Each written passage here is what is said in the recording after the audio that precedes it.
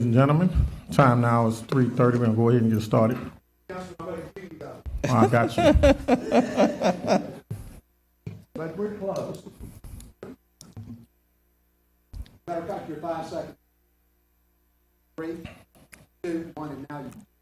Thank you very much. Good afternoon, ladies and gentlemen. Welcome to the presentation portion of the Metropolitan Council meeting on this November 21st, 2023 at 3:30 p.m. Up first, we'll have Mayor President Sharon Weston Broome to recognize Resident Leader Academy program graduates. Thank you, Mayor Pro Tem and members of the council.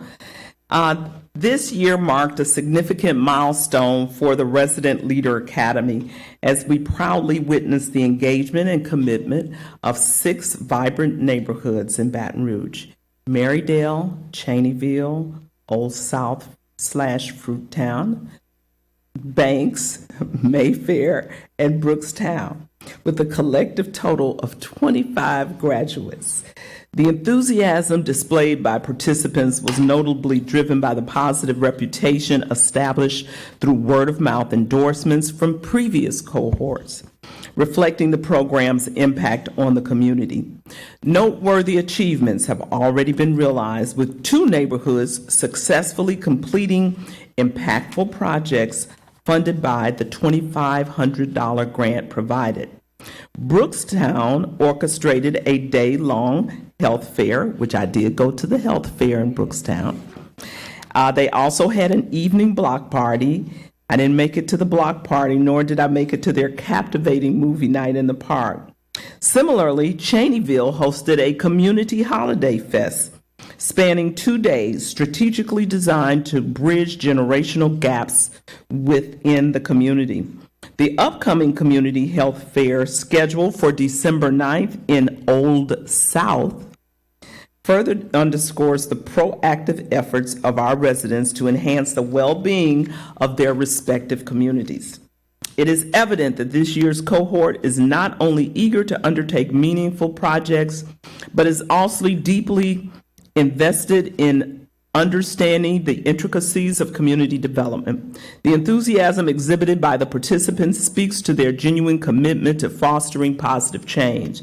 As we look forward to the remainder of the program, we are so optimistic about the transformative impact this year's cohort will undoubtedly bring to their neighborhoods and Baton Rouge as a whole, building upon the remarkable momentum already established. So we do have members of the Resident Leaders Program who are here. I was looking for Miss Ruby. Okay. Miss Ruby Hamase, you can come on up. She's from the Cheneyville community.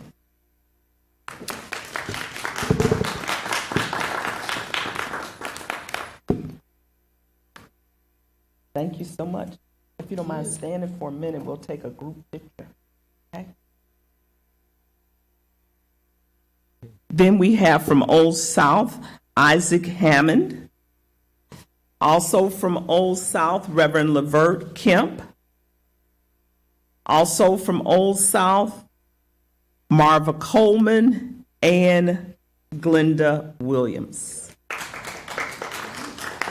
Reverend Kemp, so good to see you again.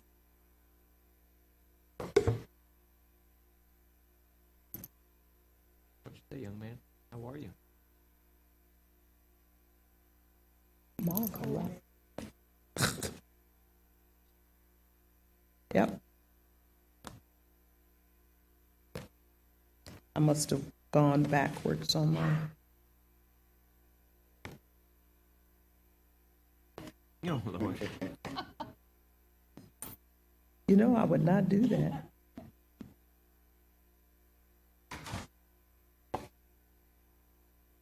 Okay, let me see here. Let's see, Marley. You know, if it's messed up, I'm gonna blame you on that.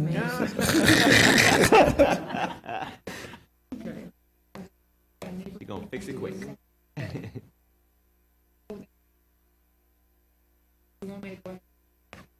No, I'm just looking for Marvis right now. Then we'll- Take half.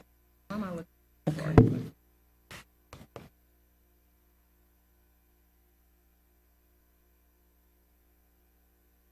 Mm-hmm.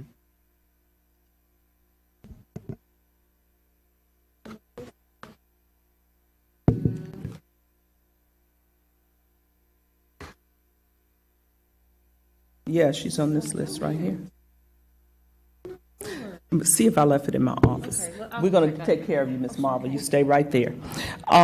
Is Glenda Williams here? No. Okay. Now for the Brookstown from Old South. Okay.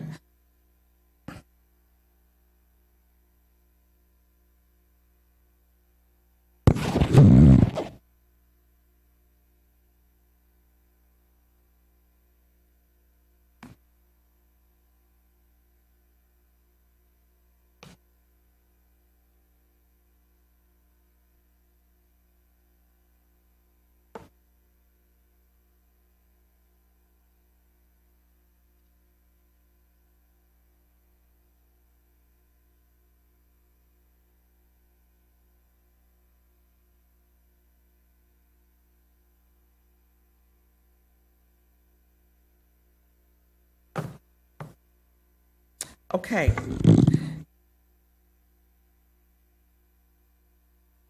And Isaac Hammond is not here, right? Okay. Stay right there. And I'm going to go by in a different direction. We have Brookstown, David Williams.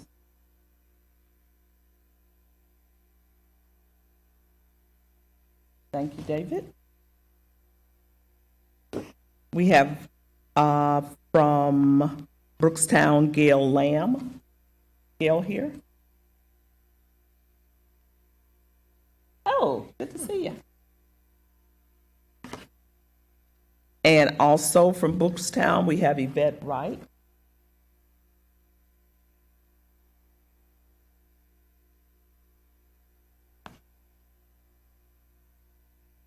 And then we have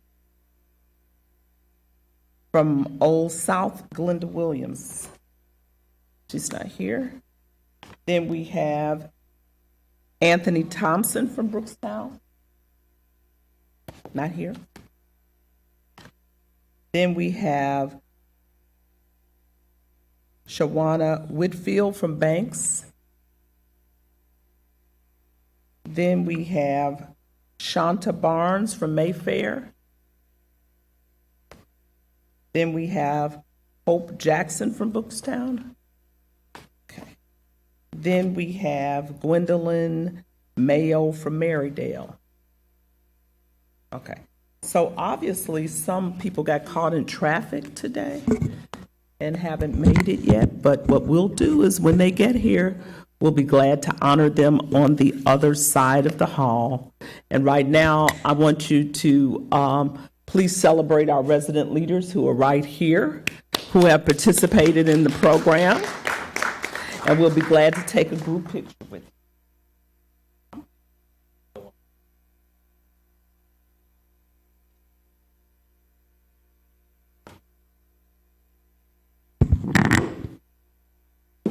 Half on one side, half on the other.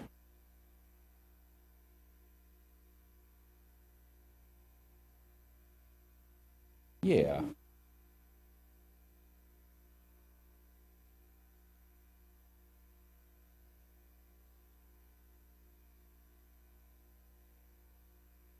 Let's see, we're gonna need, sir, would you mind stepping on that side over there just for a little symmetry?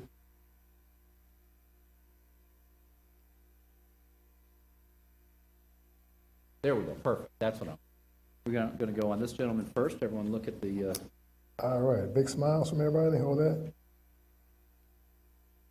All right. okay, right here, everyone. Look at me. 1, 2, 3. Got mine. Anyone else? Good. Oh, I'm sorry. One more. One more.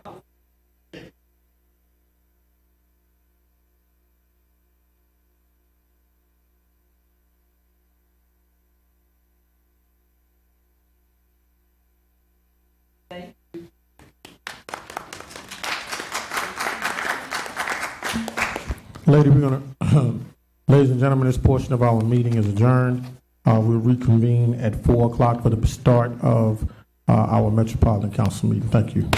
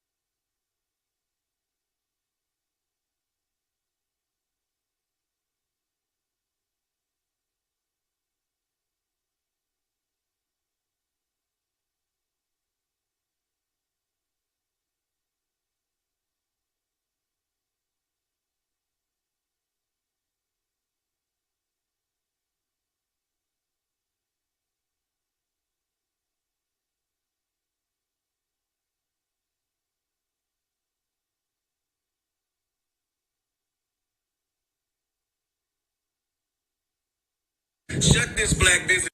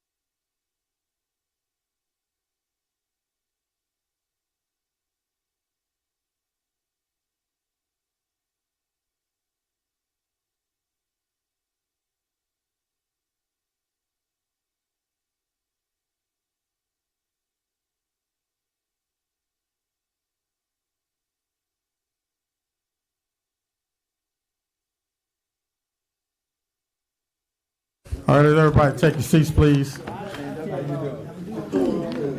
bringing you in. Do it now? Wait. Hey, Doc. Be a diva. What's up? Ready to go? Yeah, we're good. Let's go.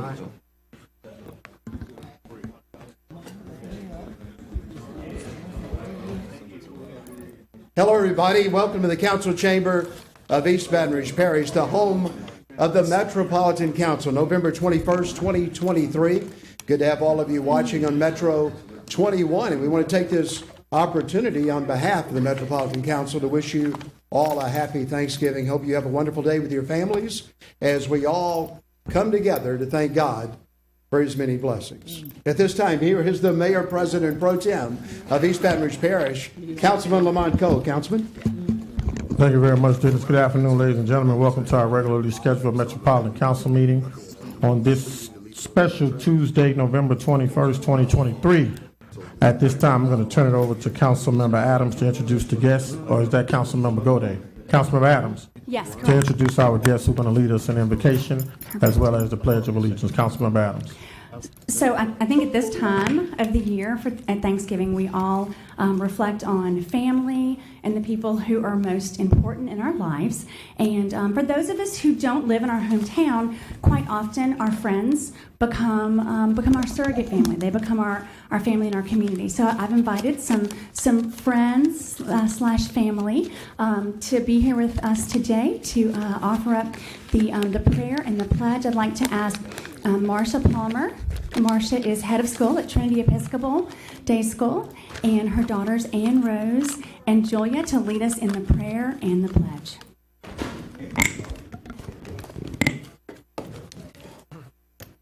Yeah, hit the little gray button. There you go. The Lord be with you.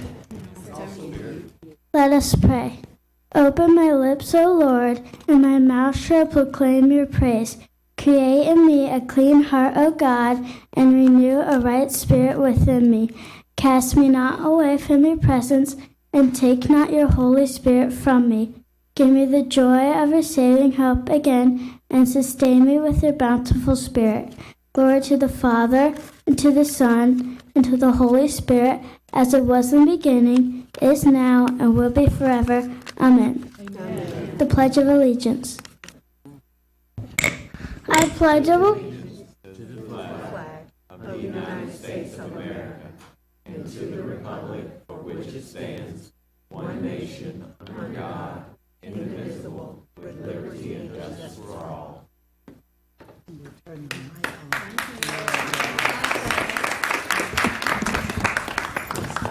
Great job. Great job. Thanks for coming. At this time, I'd like to call the meeting to order. Justin, do we have a quorum? At this time, item 1, approval and adoption of the minutes of the Metropolitan Council meeting of November 8, 2023, the Metropolitan Council zoning meeting of November 15, 2023, and the Greater Baton Rouge Airport Commission meeting of November 7, 2023 by the Council Administrative Treasurer. Is anyone here wishing to speak on item 1? We now go to Justin for introductions. Number 2, granting a tax abatement transfer at 2136 Lobdell Boulevard estimated at $381,655 per year from Gibraltar Management Company, LLC to Ardendale Oaks Apartments, LLC by Planning Director. Number 3, adopting the revised 2024 pay plan for the classified, unclassified, non-classified contract fire and police employees of the City of Baton Rouge and Parish of East Baton Rouge, establishing the effective date of said plan as December 30, 2023, and repealing all ordinances or parts of ordinances in conflict herewith by Human Resources Director.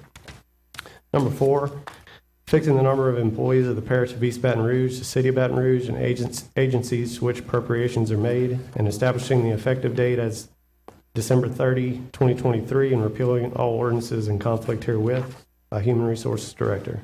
Number 5, amending the 2023 current expense and capital budget so as to adjust estimated revenues and appropriations and to authorize the Director of Finance to make certain interdepartmental interfund transfers in accordance with the State Budget Act and the Plan of Government by Finance Director.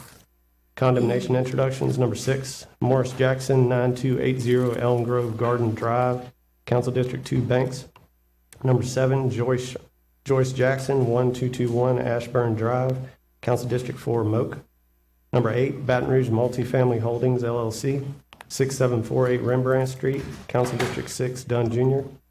Number 9, Marquise Williams, Diana Callahan, Tyler Williams, and the estate of Harrison Callahan Sr., 3252 Birdie Street, Council District 7, Cole. Number 10, Chanel Wells, 3521 Prescott Road, Council District 7, Cole. Number 11, Chanel Wells, 3535 Prescott Road, Council District 7, Cole. Number 12, Ben Thomas, 1824 Kentucky Street, Council District 10, Coleman. Number 13, Latasha Kelly and Cedric Kelly, 3819 Uncas Street, Council District 10, Coleman. Number 14, John Augustus, 1964 Kaufman Street, Council District 10, Coleman. Number 15, the estate of Dorsey Johnson and the estate of Emmeline Johnson, 2930 Brownlee Street, Council District 12, Rocca. Adjudicated property introductions. Number 16, Lot 6 and 7, Square 28, Subdivision Fortune, Metro Council District 5, Hurst. Number 17, Lot 2, Square 19, Subdivision Duchesne Place, Metro Council District 10, Coleman. Number 18, Lot 11 and 13, Square 241, Subdivision Favrot, Metro Council District 10, Coleman. Number 19, Lot 5, Subdivision Crestworth, Metro Council District 2, Banks. Number 20, Lot 14, Subdivision Swart, Council District 10, Coleman. Number 21, Lot 41, Lot 461 and 462, Subdivision Melrose East, Metro Council District 6, Dunn Jr. All items that require reading have been read, and a motion to introduce all items is in order. Is there a motion to introduce all items? I'd like to make secondary motion to remove item number 7. Item number 7, okay. It's condemnation. You want to introduce all items with the exception of number 7? Yes, I would like to introduce all items with the exception of number 7. There's a Substitute motion. There's no motion. Okay, great. So your motion is to introduce all items with the exception of item 7. Correct. Is there a second? Second by Councilmember Coleman. Any objections? All items have been introduced with the exception of item number 7. We now go to condemnation. We're going to read the recommendations as they've been given to us. They are to proceed with items 83, 84, 85, 86, 88, 89, 90, 91, 92, 93, 94, 95, 96, and 97. Defer for 90 days item 87, delete item 98. Is there anyone here wishing to speak on condemnations? Anyone here wishing to speak on condemnations?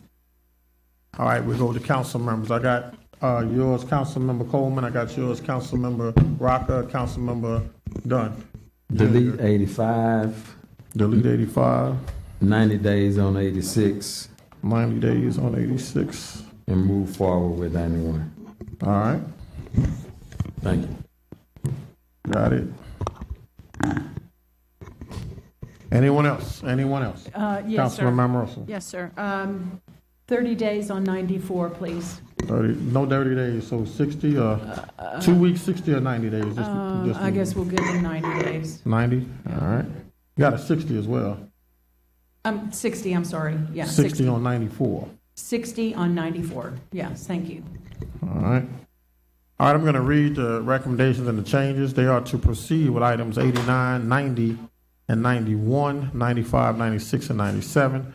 They are to defer for 60 days items 83, 84, 88, 92, 93, and 94. They are to defer for 90 days items 87 and 86, and to delete items 98 and 85. Is there a motion to accept all condemnations? Is there a motion to accept? So moved by Councilmember Hurst, seconded by Councilmember Adams. Any objections? All condemnations have been introduced. Council members, we're going to take 3 reports at one time. At this time, we're going to take items 170. Excuse me, we're going to take items 168, 169, and 170. I'm going to read them into the record, have the report, and then we'll go to the public hearing. Item 168, receiving a report from Mayor President on the city parish procurement, payments, and reimbursement and financial systems process. Item 169, receiving a report from the Finance Director on the city parish procurement, payments, reimbursement, and financial system process. And item 17, receiving a report from the Interim Personage Director, Parnassus, on the city parish procurement, payments, and reimbursement, and financial systems process, all by Councilmember Cleve Dunn Jr. Again, we'll have the report first, and then we'll go to the public hearing, and then we'll go to the council. So let's go to the report.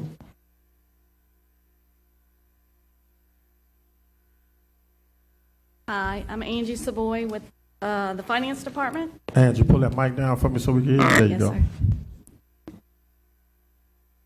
I was going to hand out the report because I know it's kind of difficult.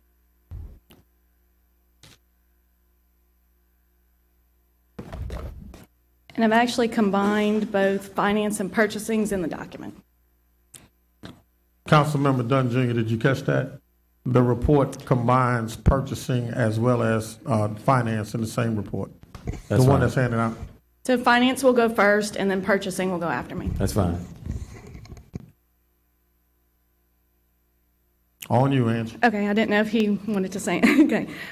So finance is responsible for the payment and reimbursement process, as mentioned in the agenda item. The agenda item asked us to discuss the current processes, the payment methods that we have, the performance indicators that we track, best practices, and improvements that we can make. Next slide. The current invoice and reimbursement process, in order to pay an invoice, we must have the vendor information, the date, the description of the goods or services, the amount, and if it's a reimbursement, you must provide the proof of payment for the reimbursement. If the description in the invoice does not identify the public purpose, additional information needs to be provided so that the public purpose is clear. So we receive an invoice, and you can receive an invoice through mail, hand-delivered, or email. The department reviews the invoice, puts it into the financial system, and then it goes through workflow approvals. Some of those approvals are department levels, central service agencies such as finance, purchasing, maybe the parish attorney's office or IS, depending on the service or good. After that, it goes through the treasurer's office where the payments can be issued, and then the final step is the documents are stored for audit purposes. Next slide. The payment methods that we provide are 90% of our payments issued are checks. The next form of payment are P cards, which is about 4.94%. These are mainly just goods in our travel P card. We do have 4.3% of ACH payments. These are vendors that are paid for services, goods. I do want to recognize that Councilman Dunn, when he asked us to put this agenda item, he was saying that we needed to advocate more for ACH payment because the vendors get their checks a lot quicker. And so I was kind of perplexed that I knew we offered that, but I did agree with him that we don't advocate it. So I went back to the office, did some research, and the reason why we don't advocate as much as we should, and it is one of our improvements to advocate more, is when we moved from our old system to the new system, we did advocate a lot, but we got a lot of fraud. So one of our corrective actions was to work through a streamlined process that identified weaknesses and to correct those so that it prevents fraud. And I do feel like we're in a position where we can, in our vendor self-service, advocate more for vendors to set up through ACH payments following, the steps that we have established that prevent fraud. So that is one of our improvements that you'll see down in the future slides for us to continue that. Wire transfers are also a form of payment. However, these are limited to federal and state agencies and local taxing jurisdictions. We don't allow this for vendors because we have the ACH requirement. Next slide. So this is our performance indicators.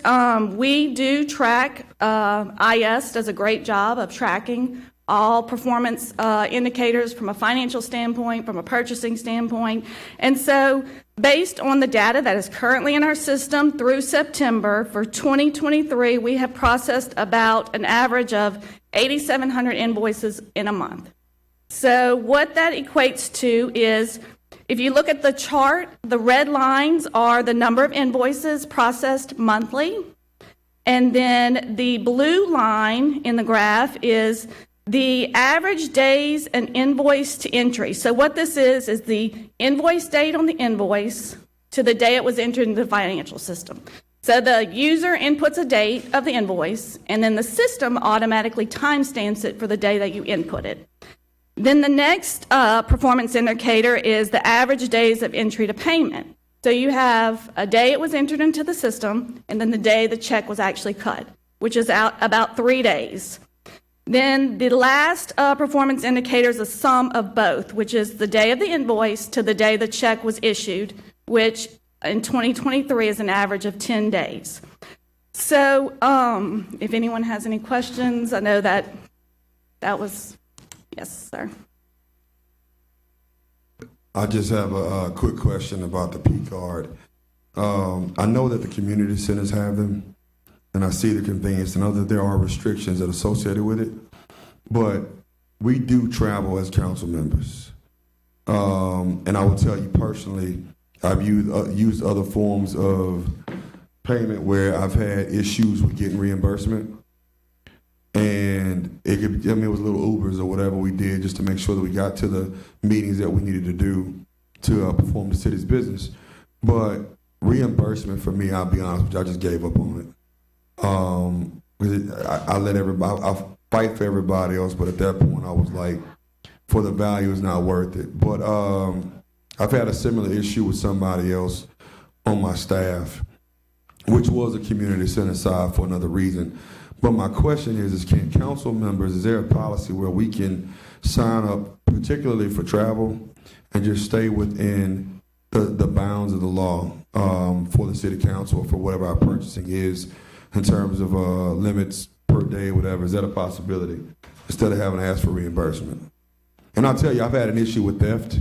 So I use a Cash App card. So I take my same debit card, I upload to my Cash App card just so that I can use that and not actually have my personal card on file when I travel. And I've had tremendous issues with reimbursement.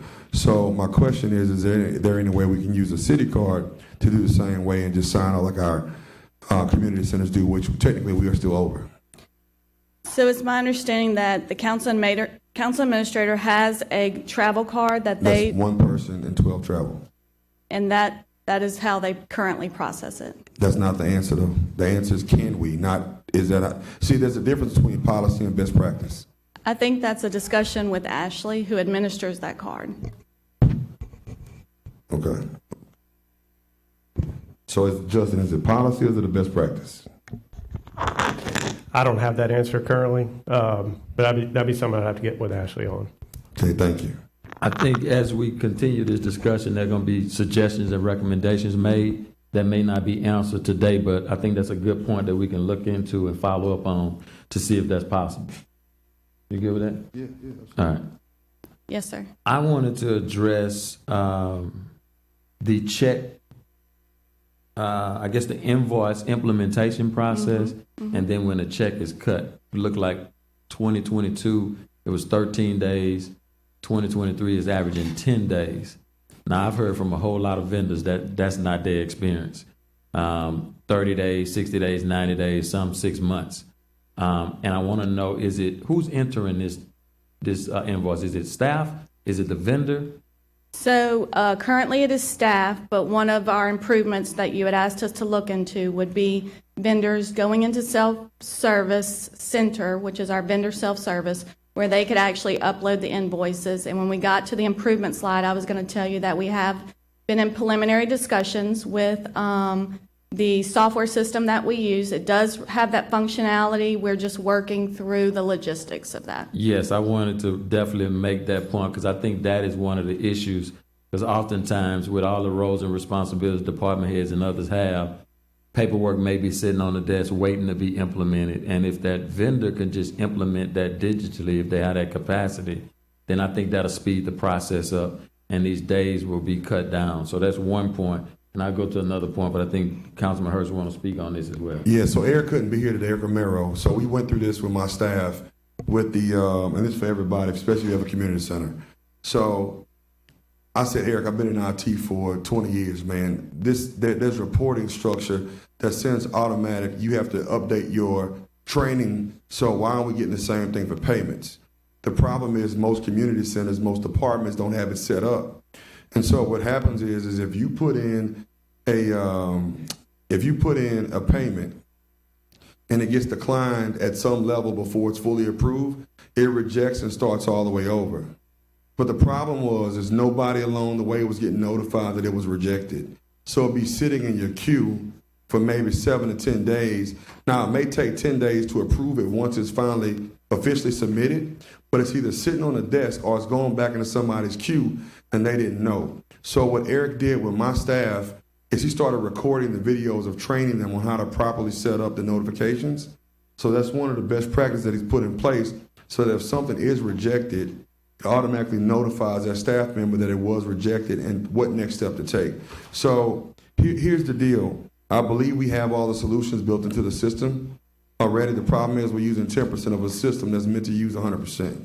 And so Eric is improving those based on requests from departments of what you want to see. There's also a dashboard that you can put up there that we didn't have that can say how many open invoices, how many paid invoices, how long have they been outstanding, to alert us to make sure we go back in and do that. So I encourage everyone with a community center or that has that department head responsibility to work with your team to add that, whether it be at our level or any other department within city parish, because I agree with Cleve.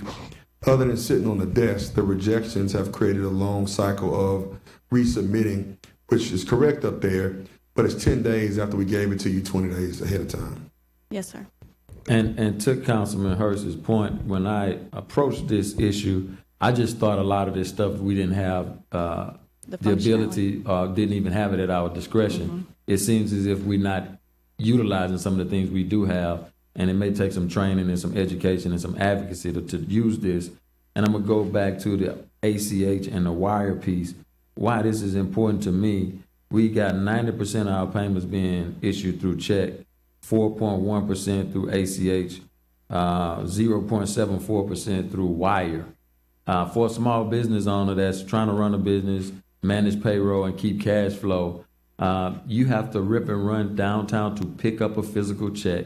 You have to deposit that check into your account. Depending on what your bank account says, your institution may hold that check for 3, 5, 10, 15 days, depending on your situation, and that further burdens the business or organization. If you do an ACH or if you do a wire, those funds will be made available immediately and you won't have those challenges.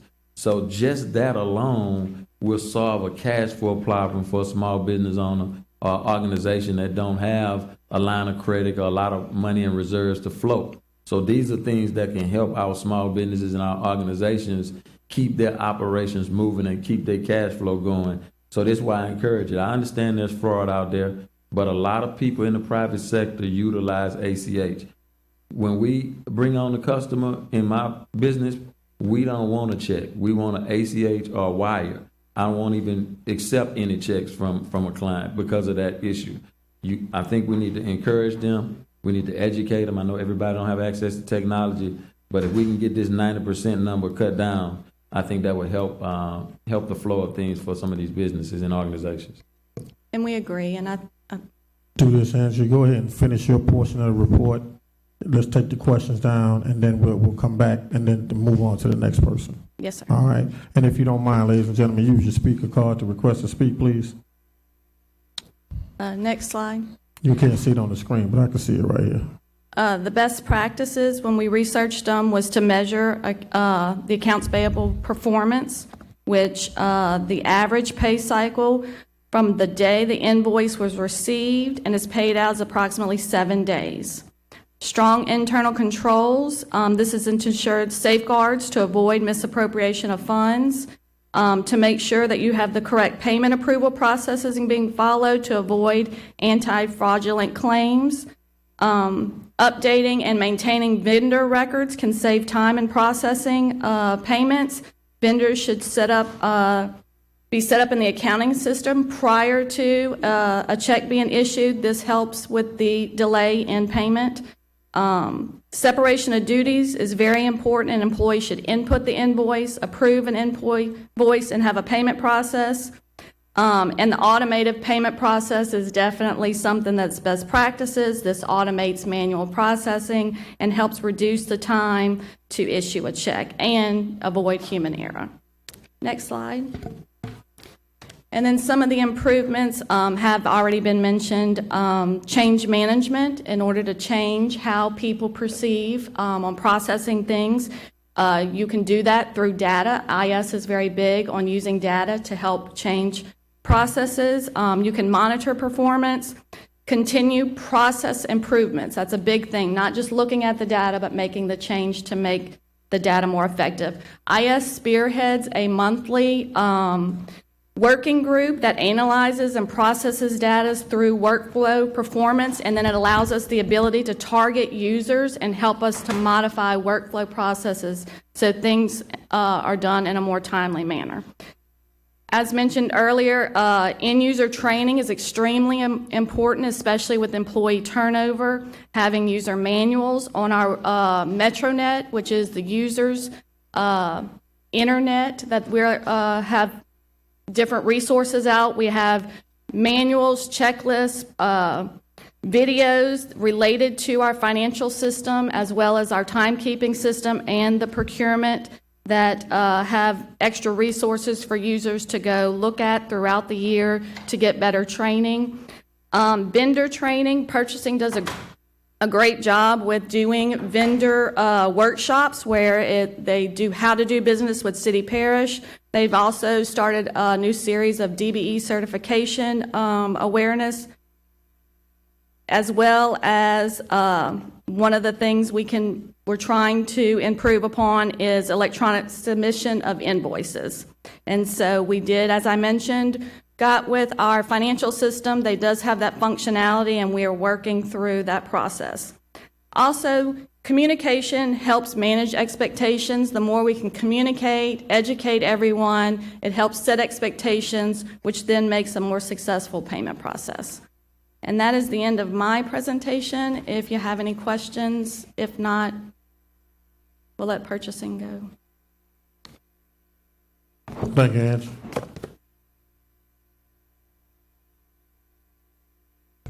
Good evening, everyone.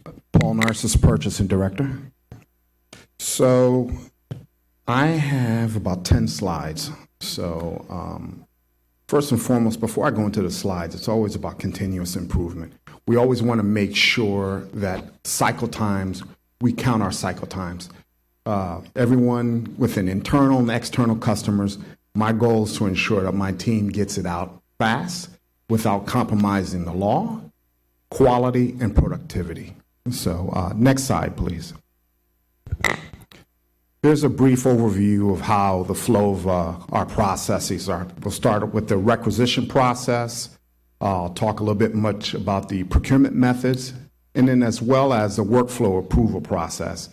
And then some of the best practices, improvements, and then KPIs or performance indicators. Everything starts with the requisition process. I can't start anything without it. I need a funding source. I need to know the scope of work. I need to know everything about that initial request before we start the process. It's extremely important. In the requisition process itself, it has outliers of which department, it has the funding source, it has all the initial key ingredients that I need to alert my team to process it. Next slide, please. So here you see the requisition process. You have types of purchase. You have, whether it's the methods of procurement based on the types of purchase. You have an invitation to bid. You have a request for proposal. You have a request for qualification. All those are key factors. We're taking in consideration how long it's going to take for us to process it and what is the expectation from each agency and from each stakeholder. Moving on to the next slide, please. So in the requisition itself, you have the requisition to a purchase order and as well as a requisition to a contract. That's key.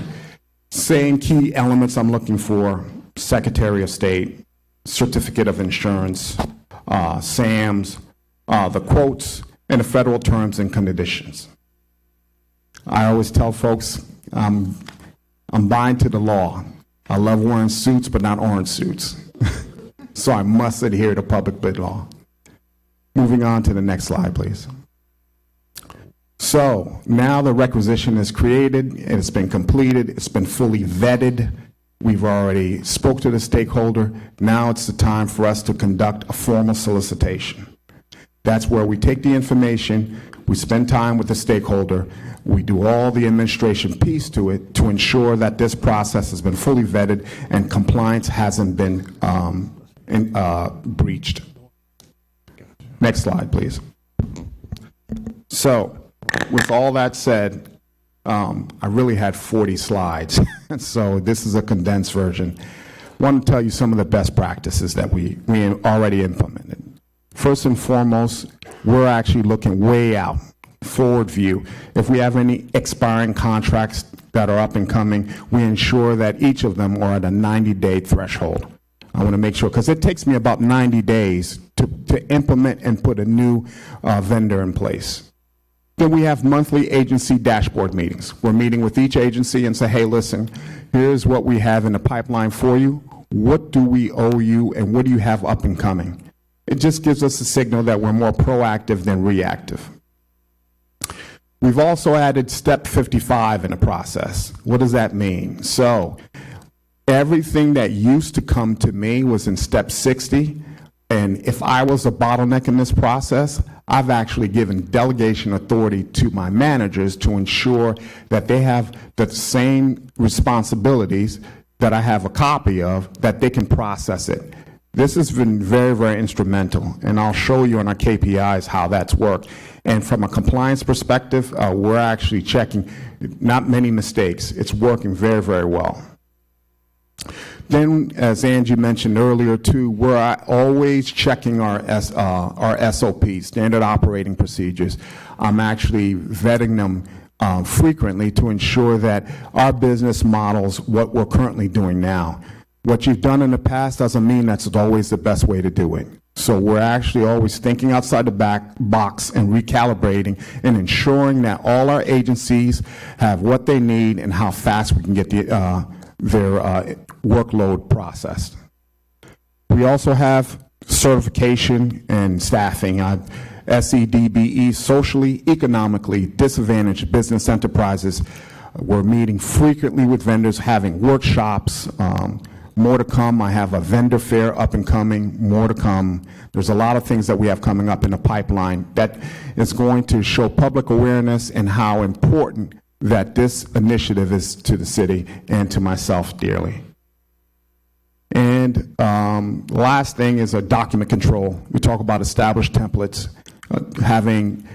using the same document for sourcing various needs, whether RFPs, RFQs, or invitation to bid. So I made some changes there so now each agency is actually using the same document. Next slide, please. So here's our KPIs.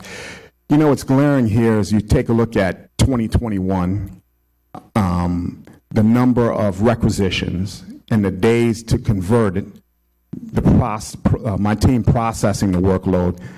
Likewise, it stayed the same amount of information in 2022, but 2023, we're processing more and we're processing it much faster. We've actually cut down 2 days. My goal is to get it down to 3 days. I'm moving and ensuring that our processes are in line to ensure that we get everything out on a timely fashion. It's all about what your need is and for me to get it out, again, abiding by public bid law. Next page, please. So, requisition to contracts. This one is glaring. Take a look at 2021 to 2023, 132 days to process a requisition to contract. That's critical. Look at it now, we're down to 27 days. From 132 to 27 days. And we're processing more as well, too. We have more requisitions in the pipeline from what we did from 2022. Next slide, please.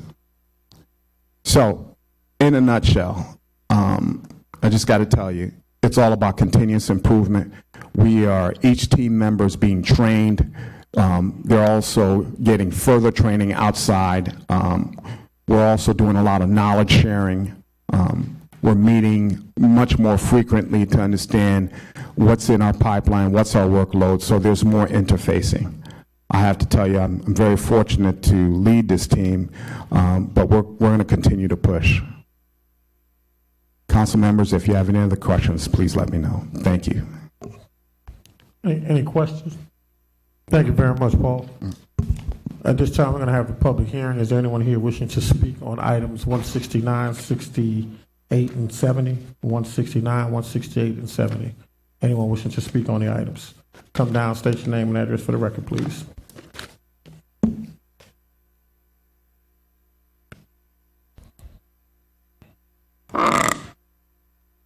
Thank you. Good evening. My name is Shirley Lowless. My address is 3156 Anita Avenue. That's Baton Rouge, Louisiana, 70805. I'd just like to say thank you. Thank you for working to streamline the process of invoicing and getting the payments to the CBOs, to our community. You are truly appreciated, and have a blessed evening. Thank you. Thank you very much. Is there anyone else here wishing to speak on the item? Come down, state your name and address for the record, please. How you doing? Anthony Kimball, 1107 Myrtle Walk. Been a vendor in the program. I'm a local real estate developer. Some of the things that, I would point out is, first off, I would thank the staff of the mayor's office for the help they provided to me with walking through this process over time, because at times it is a very difficult process. But there are some things that, I do feel like can be done a lot better with looking at this process. One of the things is, like I said, talking about they've held my hand and helped us walk through this process. But literally while I was sitting here, I looked back at my emails for each contract we've had, and literally we probably was 30 to 40 emails plus just from just to get a check on each one of these contracts. So, that's been a huge issue, is just the amount of back and forth that we have to do to be able to get these things completed. As and I look at it like all these emails that they're responding to, it's time that staff can be actually working to other people's to get people's checks. Another thing we look at too is if we could figure out a way to get some of these contracts signed digitally. You're printing out contracts that are 40, 50, 60 pages long that you have to then sign, then somehow scan back in, and hopefully the PDF is small enough that you're able to be able to send this thing over. Let me look at a couple of my notes. So that was one thing for us that was a concern. Also, the ACH and the wire. Our last contract that we had, we're looking at the check. That would have been our preference to get an ACH, but we couldn't even. I consider myself a intelligent person. I couldn't figure out where to actually enter the information to be able to get it, and that comes down to, I definitely think manuals, training videos would definitely help that process. And another thing, that I like to point out is we go on these canvas trips with the mayor's office, the area chamber, and things like that. I think there just needs to be more time looking at what some of these best practices when we're going to these cities and having real conversations with them of what's working, what's not working. What do your vendors in town, what are they pointing out that they like about the process? What are issues that that they have with the process? And I think some of the, being able to, when we go to these different places that are thriving and getting things done and development is happening, being able to have that conversation, look at what's happening, and then being able to bring that back home and, make that part of our process to make it better. Let me see if I have anything. Yep, so that was the things that I want to point out just on my experience. And the last thing is I'm a developer, and I also have worked with the city on the construction side and stuff like that, is this car insurance. Things like that of having the LLC on your car insurance, but explaining to vendors, why does this have to happen? So when I go talk to my insurance company, I'm able to explain to them why I need this. Thank you. Brother Kimber, if you got another thought, I'll call you back up momentarily. Is there anyone else here wishing to speak on item? Come on, Josh. Good evening, Metro Council. My name is Joshua Combs, representing Baton Rouge Area Chamber. We're the lead economic development agency for the city parish. From an economic development standpoint, a well-functioning financial system makes the city parish more attractive to investors and businesses, fostering economic growth and development. So I'd like to see the continued work on this item, and grateful that this work is being done. Thank you. Is there anyone else here wishing to speak on the item? Mr. Kimball, did you have anything else you want to add? Thank you. Council members, anyone wishing to speak on the item? Thank you for the report. We'll now go to item 171. We have two reports left, ladies and gentlemen. Receiving a report. Go ahead, Council member. If I, excuse me, both purchasing and then Joshua Combs. Yes, sir, I'm sorry. Literally, I would say 3 purchasing directors ago, one of the things that I'm sorry, wanted to see is kind of along with what Mr. Kimball was indicating, and that's more hands-on workshop. One of the, it just went away, but what I was thinking, I mean, like we have, not only do we have community centers, which I always think is a first line of access for minority vendors, that we would actually have, for instance, they go through the process live. And then you all are able, not only does it give them an opportunity to have the hand holding that's necessary, but you can hear and get comments on where you could do better. And it could be either a pilot, it could be where, you know, we hit several different libraries, across the parish that has a computer room, or everybody bringing their laptop. But for me, that's something more Excuse me, expedient council that. member. I'm sorry. We lost our quorum. We're going to have to recess the meeting until another council member comes back in. That's fine. We need another council member to step back in.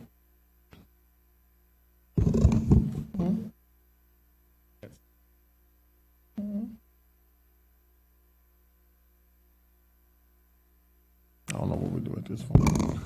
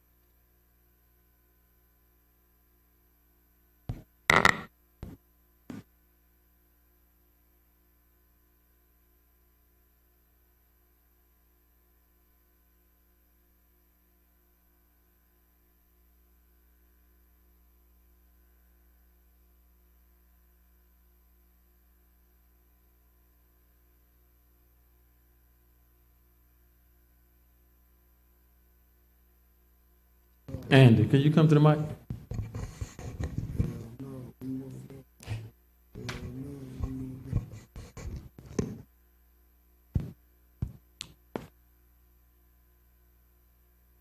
Just a point of clarity. Yes, we sir. don't have a quorum. Should we recess the meeting, or we just can't take any action? Can we move forward without taking action, or do we need to recess the meeting? Ms. Humphrey, I'm gonna ask Ms. Humphrey to come up. She's got a better idea. I would say, in my opinion, I think you can have the meeting. I think you just can't vote and you can't go forward and nothing can pass until you have a quorum. I think you can meet.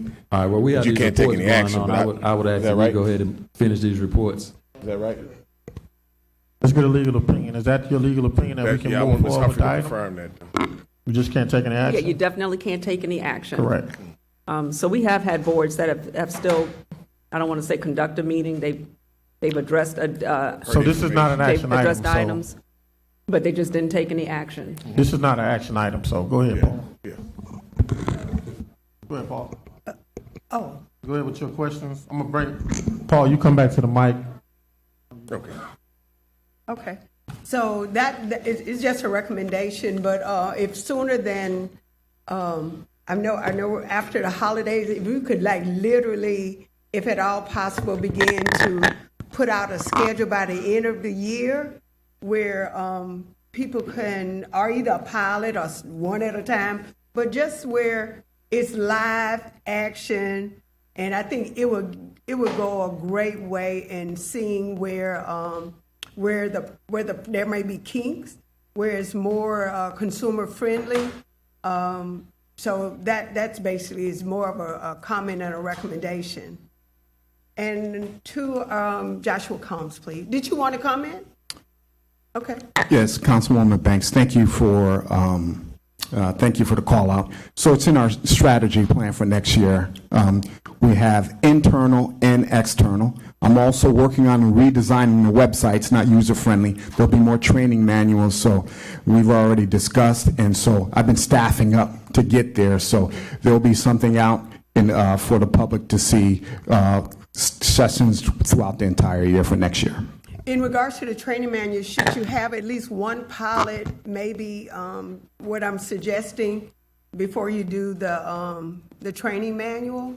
Yes, we do. And besides that, we also had a survey that went out, and we collected a lot of the data, which helps us understand what we need to focus on. So. Okay. All right. Thank you. You're Mr. welcome. Combs, with all your mega resources down at the Baton Rouge Area Chamber, would this, and in that you are in economic development, would this be, and I'm sure it's an ongoing process, but is it possible, based on the fact that you all do talk to other purchasing agents, other entities across the country, where you can provide some kind of technical assistance in this process? What are your people saying?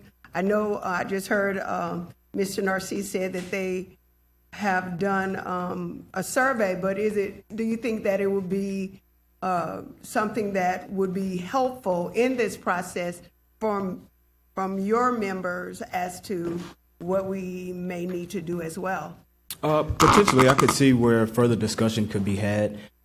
Personally, I've interfaced with companies, and one of the questions they do ask is, what's the permitting process look like? How cumbersome is it? How long will it take? And so I definitely think that we could potentially give some insight to the conversation that could contribute to best practices. Okay. Well, I hope that you all would seek out, and it'll be a collaborative effort. Yep. Thank you very 100%. much. All right. No problem. Thank you very much. We're now going to move on to item 171, receiving a report from the Center for Planning and Excellence on the Community Center Needs Analysis for the Metropolitan Council District 6. The report should include a quantitative and qualitative existing condition analysis and programmatic facility and location recommendations to serve as needs for District 6 community members. Do I just start? We're going to have a presentation? Yes, it's being queued up right now, and Justin is handing out some handouts for you Go ahead and guys. get started. All right. Good evening to the Metro Council. My name is Lanisha Jackson. I'm a community planner with the Center for Planning Excellence. We are an urban planning nonprofit organization that's based here in Baton Rouge. And today I will review our community needs analysis as well as our engagement summary for a community center in District 6. Next slide, please. And I'd like to also thank Councilwoman Banks for talking about the importance of community centers to cue me up. So thank you for that. So today I'll just be reviewing or giving a brief project overview, going to some detail about our existing conditions analysis, as well as a summary of our community engagement process.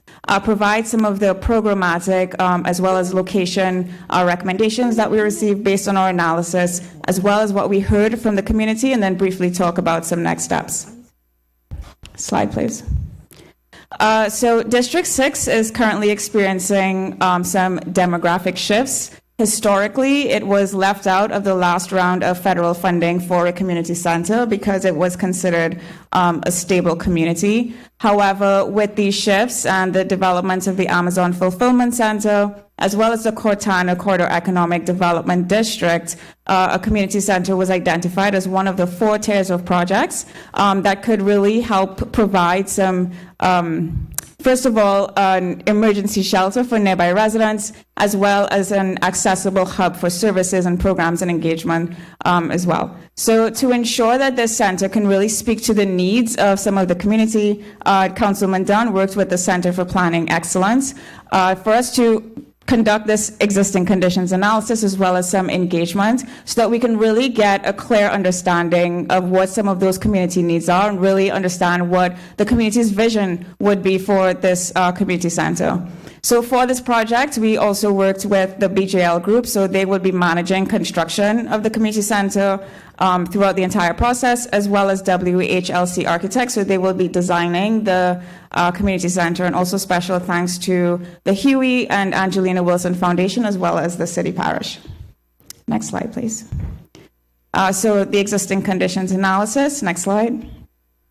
So to start off, we did some desktop research to really understand what some of the current socio-demographics are, what some of the community assets are within District 6. And so some data points here that are also on your handout.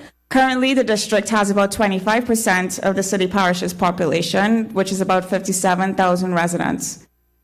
They also have a significant older population of people 60 years and over, so about 21% of the district and approximately 12,000 people. The district is also a little more diverse compared to the city parish. It has about 66% Black or African American, whereas the city parish is about 45%. And there's also a higher Hispanic or Latino population, so 8%, whereas in the city parish it's about 6%. Housing affordability is also an issue, but what we found is that this is not specific to District 6. It's also a citywide issue as well. So we have lower home ownership, 55%, compared to about 63% within the city parish. And for renters, over half of them are cost burdened, which means they spend more than 30% of their household income on housing costs. and 30% are severely housing burdened. So that means that they spend more than 50% of their household income on housing costs. There's also an opportunity for internet access. We have 15% of households with no access to the internet. There's also a lower household income, so over 1/3 of households within District 6 live on less than $30,000 per year, compared to the median income within a parish, which is about $58,000. Educational attainment is also significantly lower. We have 35% of the people within the parish who have a high school education or a GED as their highest level of education. It's about 25% within the city parish. And then we have a higher percentage of households that live below the poverty level, so 23% compared to about 18% within the city parish. However, unemployment is about the same level, so 9.6%, whereas the city parish is 9.4%. And then in terms of crime statistics, between January 2021 and April 2023, 15% of the reported crimes were found within the district as well. Next slide. So we also looked at some of the community assets. This is the District 6 boundary. So they have 12 rec parks located within the district, so very well serviced in that sense. There's several schools, 24 schools of varying levels. There aren't any public safety facilities, so those are the pink dots, but they're all kind of concentrated to the southwest of the district, so just outside, but none are located within. There are some medical facilities, but these are all specialized, so none of them actually provide primary care. These are all, again, just outside of the District 6 boundary. There are some large employers. We have Amazon, of course, Home Depot, Lowe's, and Walmart. And then there's some ongoing exciting projects. So the Ardendale planned master plan project, as well as the Florida Corridor master plan that's ongoing as well. Next slide. So we also looked at poverty rates, or at least like mapped those based on block groups. So the darker shades of blue are where there are higher households, higher concentrations of households living below the poverty level. So we have some very specific neighborhoods, the Smiley Heights, Melrose East, Goodwood Homes, as well as North Sherwood Forest. And then we also took a look at some of the transit access. So the lines, the dashed lines that traverse throughout the district, those are the CATS routes. So well served, but we can really actually see some of the geographic boundaries of where those higher concentrations of poverty are. Next slide. So we took all of this analysis. You can go on to the next slide. And we had 2 stakeholder meetings at the outset of the process as well as the end. We had 4 community meetings, 3 at the beginning and then 1 at the end. And we also had an online survey. Next slide, please.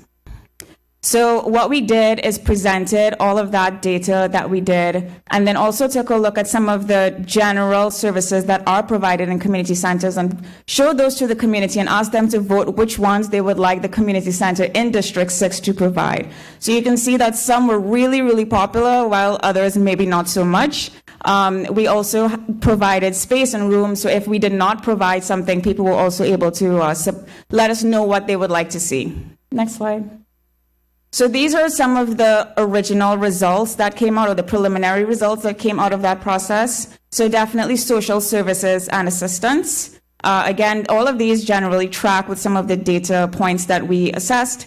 Primary health care and dental services, services and programs for seniors, workforce training and development, after-school programs, computer lab and literacy, as well as a multi-purpose room. And then some of the things that we did not provide for the community, but for them to let us know what else they would like to see, behavioral health services.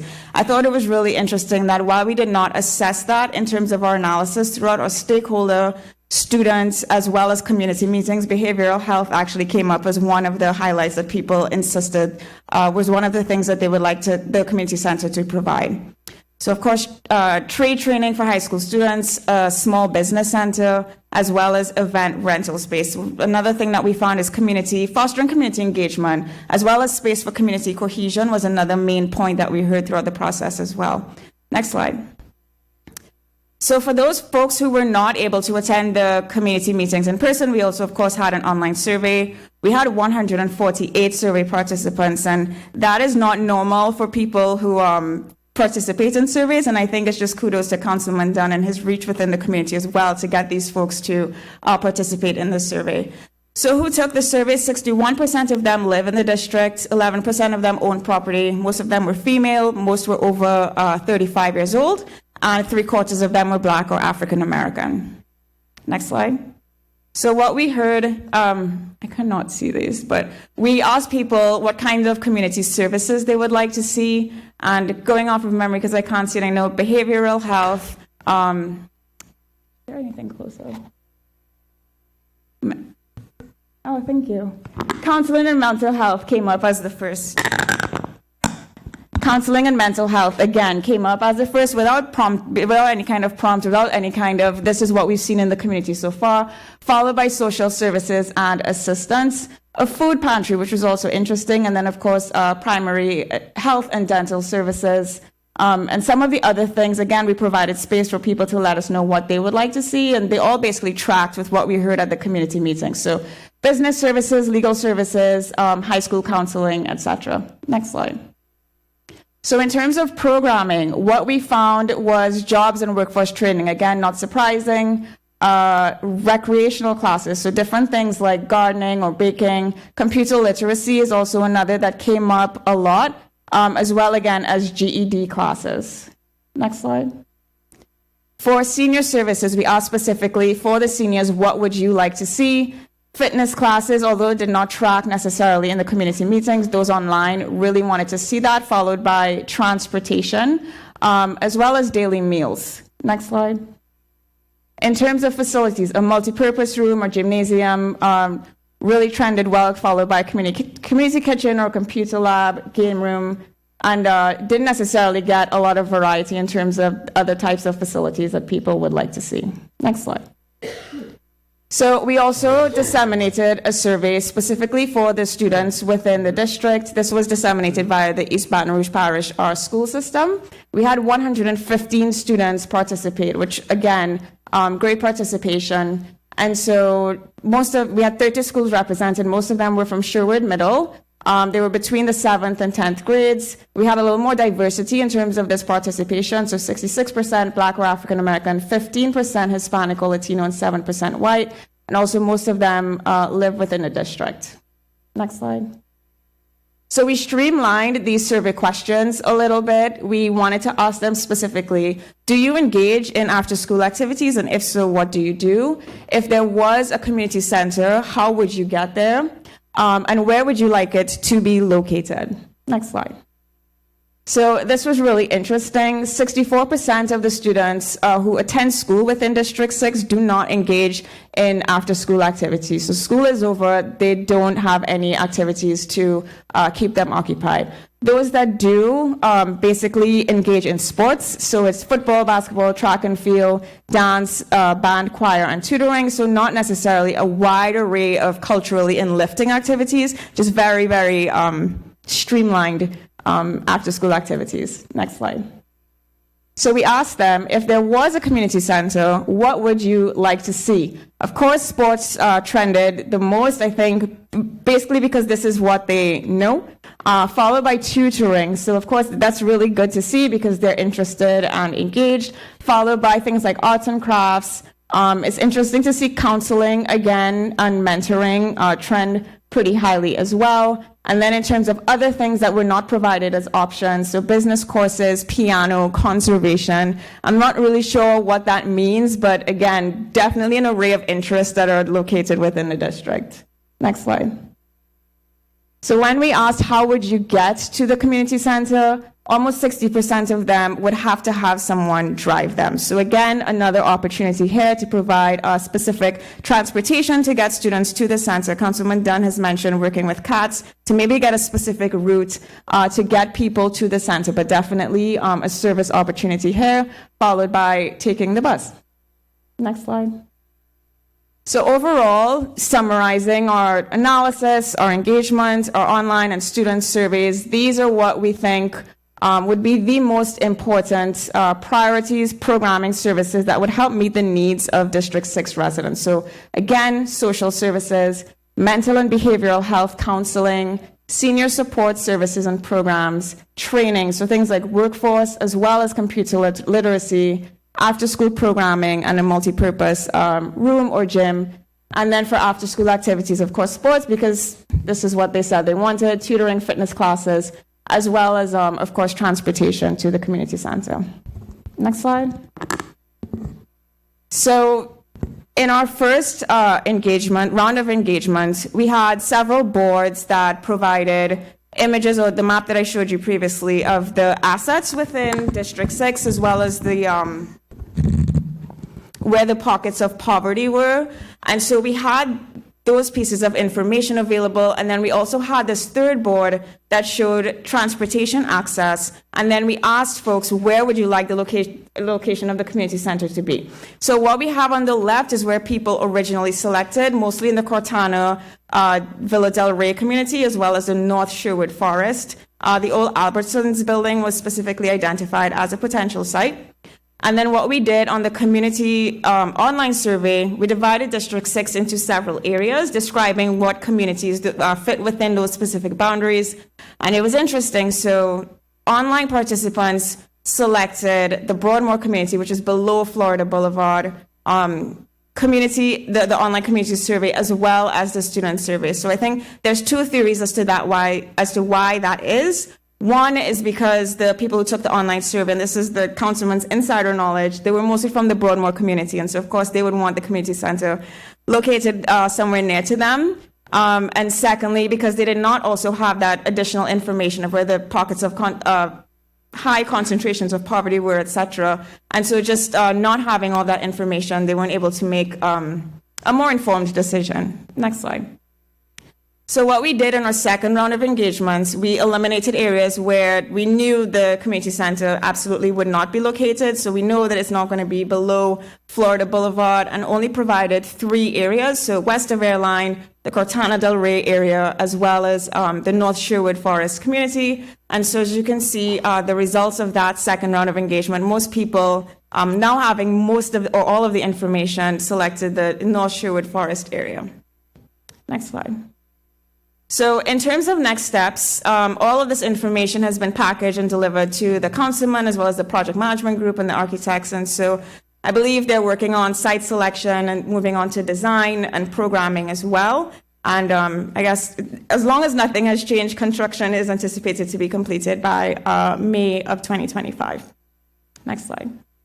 And that said, thank you again, Councilman, for working with us on this. CPEX really enjoyed working with you on this, as well as the project team, as well as the District 6 residents. Thank you. Also, if there are any questions, I'm happy to answer any. First thing we're going to do is go to a public hearing. Is there anyone here wishing to speak on the item? We now go to council members. Any council members with any comments or any questions? I want to thank you for that report. Sincerely appreciate it. Councilmember Moe.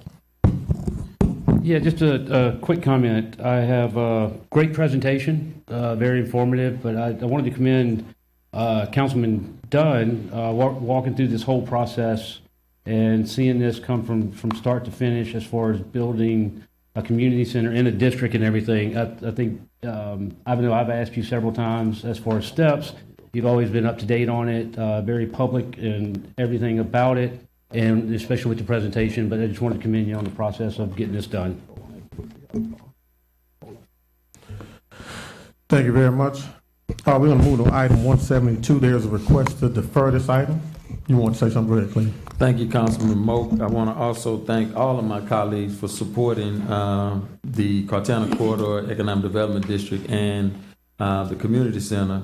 I want to thank WHLC, CPEX, and Alicia and team, BJL Group, the Wilson Foundation, the Mayor's Office, and everybody who played a role in helping us get to this point and pass this needs analysis. As Lanisha mentioned, we're now on to land acquisition. We made the mistake of identifying some candidate sites in our internal meetings, and people started buying those properties. So we're not talking specifically about where we're looking right now, just kind of generally, because we don't want individuals to buy the property and try to sell it back to us at a higher rate. But I want to thank everybody. It was very important for me to involve the community and get the feedback from the community of what they wanted to see in the community center in District 6. I am a child who was impacted by community centers in the Dr. Martin Luther King Community Center and the Charles R. Kelly Community Center, where my dad worked there as an assistant director. And so I firsthand know the impact that the community centers have on our communities, knowing that District 6 demographics has shifted, and we had some unique needs similar to Scotlandville, Old South Baton Rouge, the Eden Park area. and the Glen Oaks area. Not the same, but similar. And I knew a community center would serve District 6 well. So again, thank you all for being a part of the process, and we will keep you informed as we progress through this process. Yes. Councilman Banks. Congratulations. I know you had an awesome time working with Lanisha. This is very exciting. To me, our Jewel J. Newman Community Center was the first community center, and when I look at the different artifacts, they had to go all the way to Washington, D.C. to get funding from the Department of Commerce. And so just seeing this process for me is exciting, seeing how it's done by the councilman, and all the other community centers were already here by the time I start, they just came up, but just being a part of this process is exciting, and congratulations. Any other council members? Thank you very much. Good job. Good work, Councilmember Dunn Jr. Item 172, again, there's a request to defer this item for how long, please? To the next council meeting. Receiving a report from the Environmental Services Director, Adam Smith, and Republic Service on the short-term and long-term plan for East Baton Rouge Parish out-of-cart trash service. The report should include the funding source that will pay for said service. Is there anyone here wishing to speak on item 172? We go to council members. There is a motion to defer this item by Councilmember Dunn Jr., seconded by Councilmember Adams. Are there any objections? We're deferring to the next meeting, Justin. Are there any objections? Item has been deferred to the next meeting. We'll now go to item 113 on page 16, council members. Authorize the mayor president to execute a CEA with Department of Transportation and Development for subsidies for an intercity rail service between Baton Rouge and New Orleans by Transportation and Drainage Director. There is also a request to defer this item. Also a request to defer this item by the department head. Is there anyone here wishing to speak on the item? Go ahead, Fred. The only thing I would ask is that allow the public meeting so I can, if there are any questions in some of the council members, I can try to answer the rest of the questions if possible. That's why I'm asking for the deferral, please, Councilman. Sounds good. Is there anyone here wishing to speak on the item? Anyone? Mrs. State your name and address, please, for the record. John Spain, 912 East Main Street, New Roads, Louisiana. I am the senior advisor to the Baton Rouge Area Foundation. I'm also the vice chairman of the Southern Rail Commission, which has been working along with the city and state and other partners to create the Baton Rouge New Orleans Rail Project. In recent news stories, there's been information suggesting that there are changes in where those stations would be located. And what I stand in front of you today to tell you is that that's not going to happen. The property that's been mentioned, particularly around Memorial Stadium, is owned now by Canadian Pacific Railroad. And we had conversations as late as this afternoon to confirm with them that property is not for sale. They intend to use it for other purposes, and they have absolutely declared it will not be available to us for a passenger train station. That puts us back where we thought we were and have been working on for some time, creating two train stations, one at 14th and Government Street, the other on a site yet to be located in the Baton Rouge Health District. Health District was chosen because of the southeastern portion of the parish having largest populations, people wanting to ride the train from Ascension Parish, but more critically, in an emergency such as Hurricane Katrina, we can evacuate people from New Orleans health facilities, hospitals, into our hospitals, or continue moving them forward. The state has money for the improvements for the Baton Rouge New Orleans Rail. Governor Edwards recently gave $20.5 million to be the local match for those federal dollars.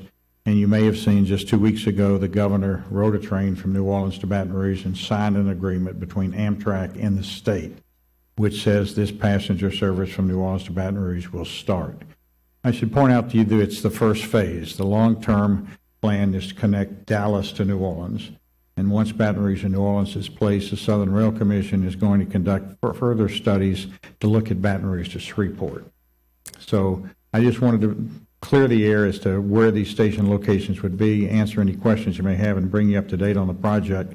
We're very pleased, since we've been working on this for 8 years, that we're actually starting to see this come into place.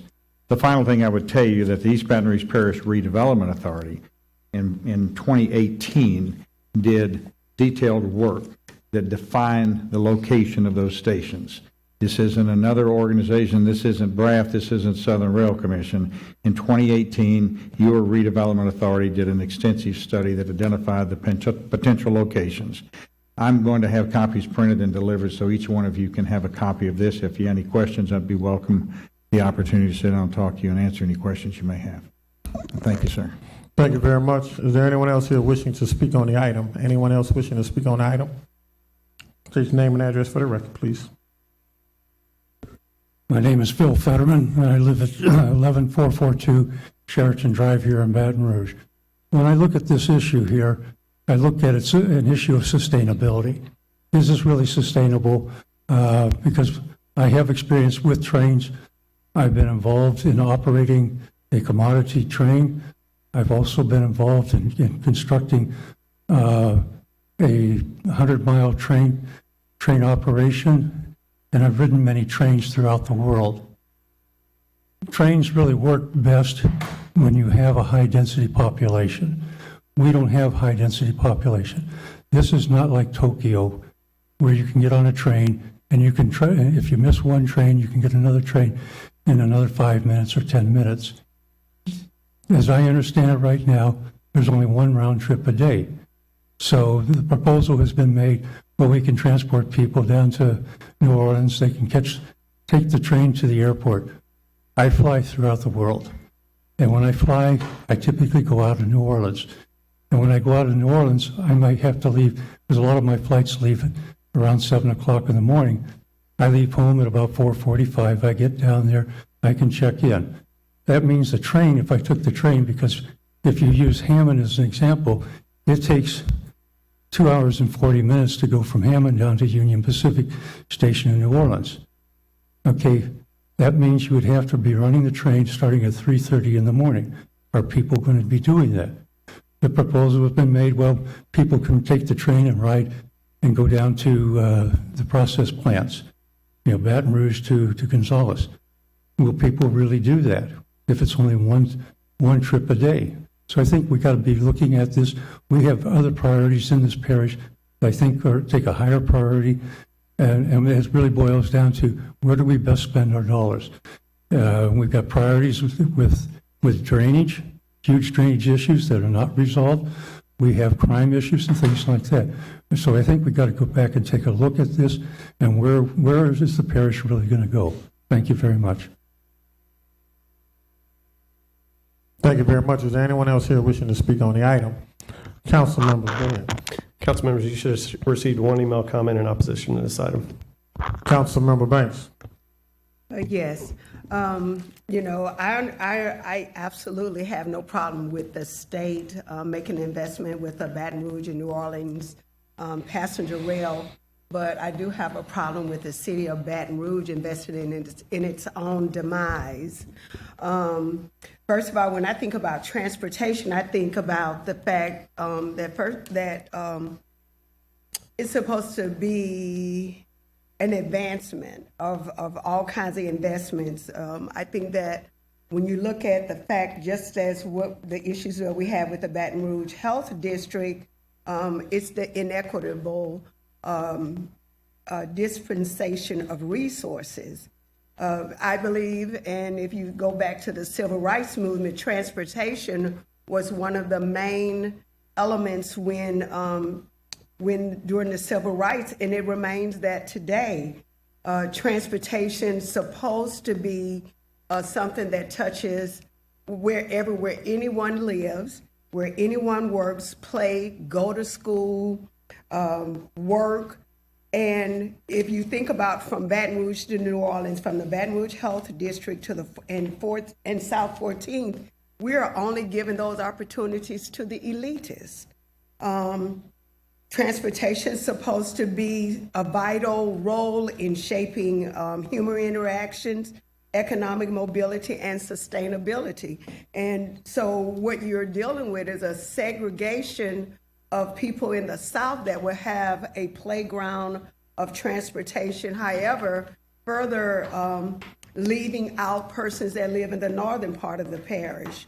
Economic mobility. You're having economic mobility from Baton Rouge to New Orleans, but you're also starving every business along that corridor, every gas station, every retail business, every quality of life assets that people use on their way to or from school.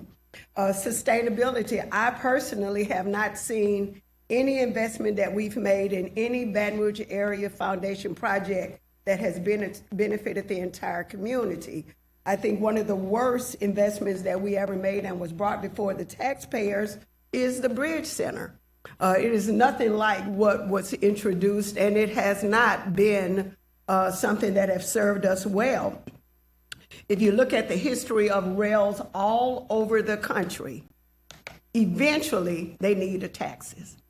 So once you start with this, and then we're going to have a big campaign from the Baton Rouge Area Foundation saying, well, we need a tax or we're going to lose it. We're going to lose it tomorrow. We hear that all the time, these rush proposals being made before this council, Republic Services. If we don't do it right now, we're going to lose it. We got money to the end of the year and all of that. And so we're going to be set up for the okie doke, as we've seen so many times.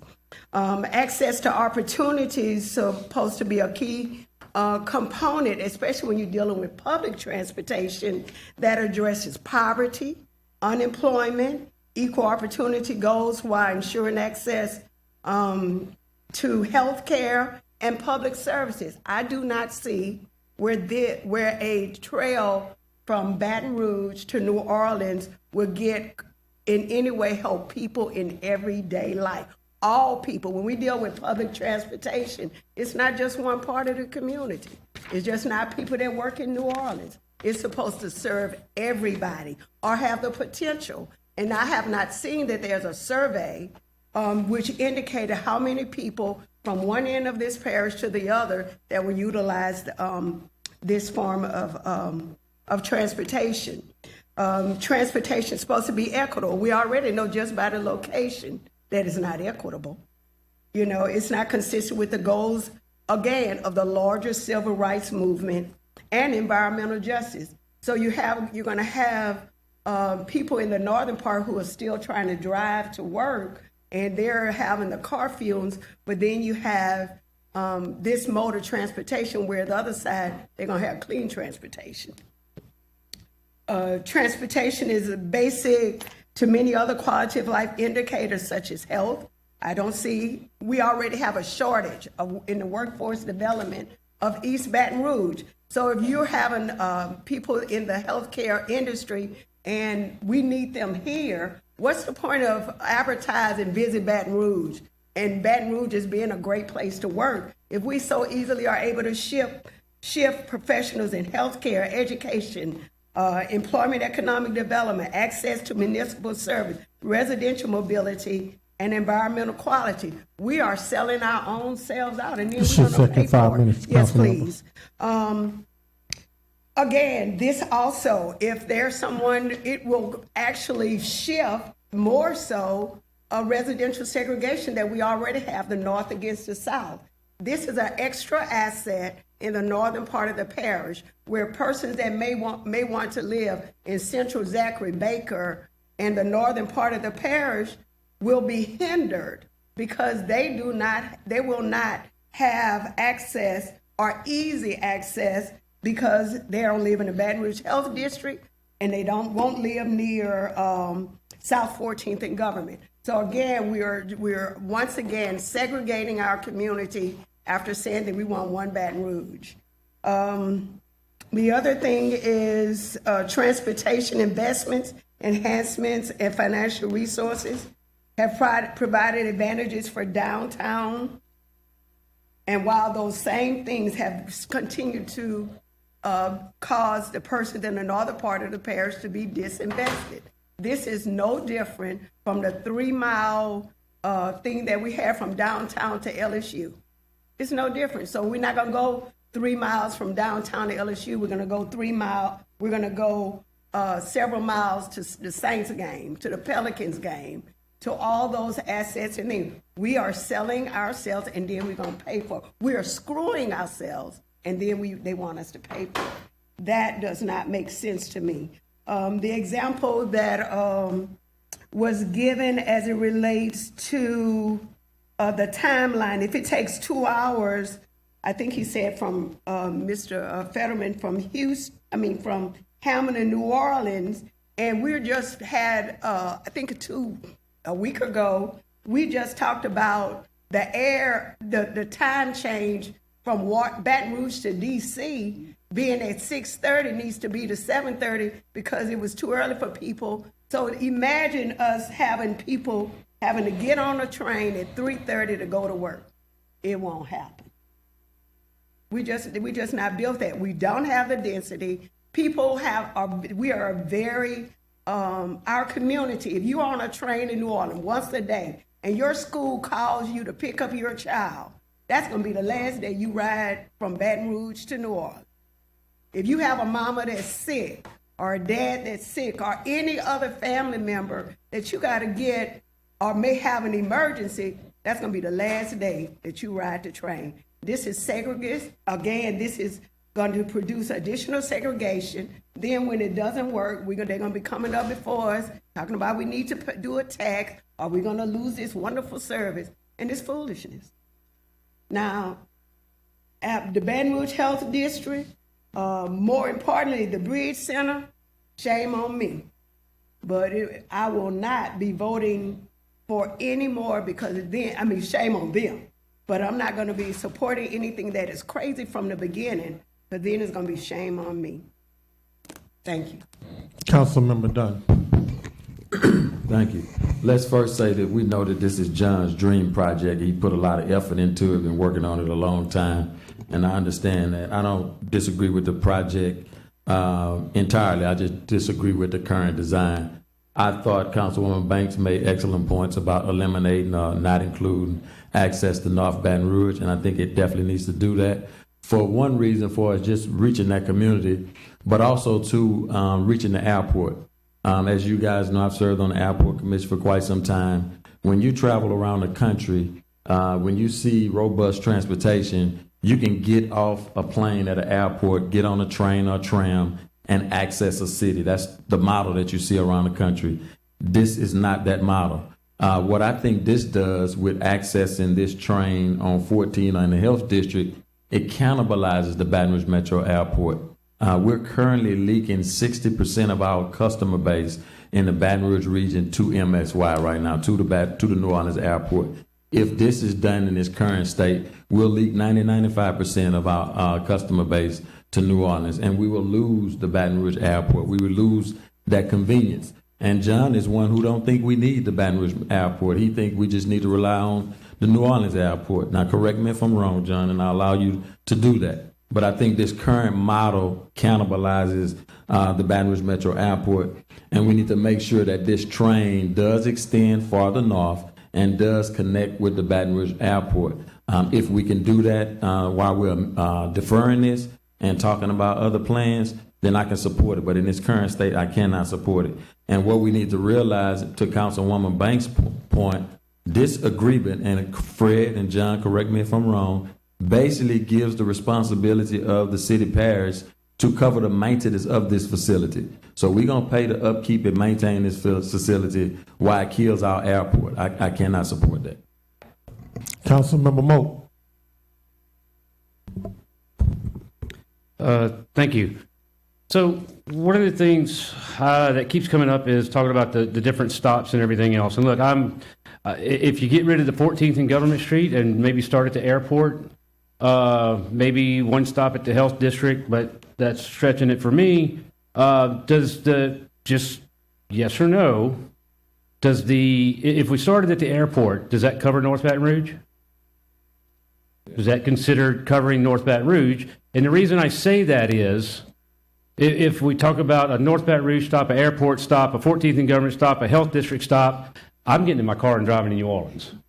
I'm not going to do 4 stops in Baton Rouge plus the other stops along the route. You killed the whole project right then and there because nobody's going to want to take that time to ride the train down there.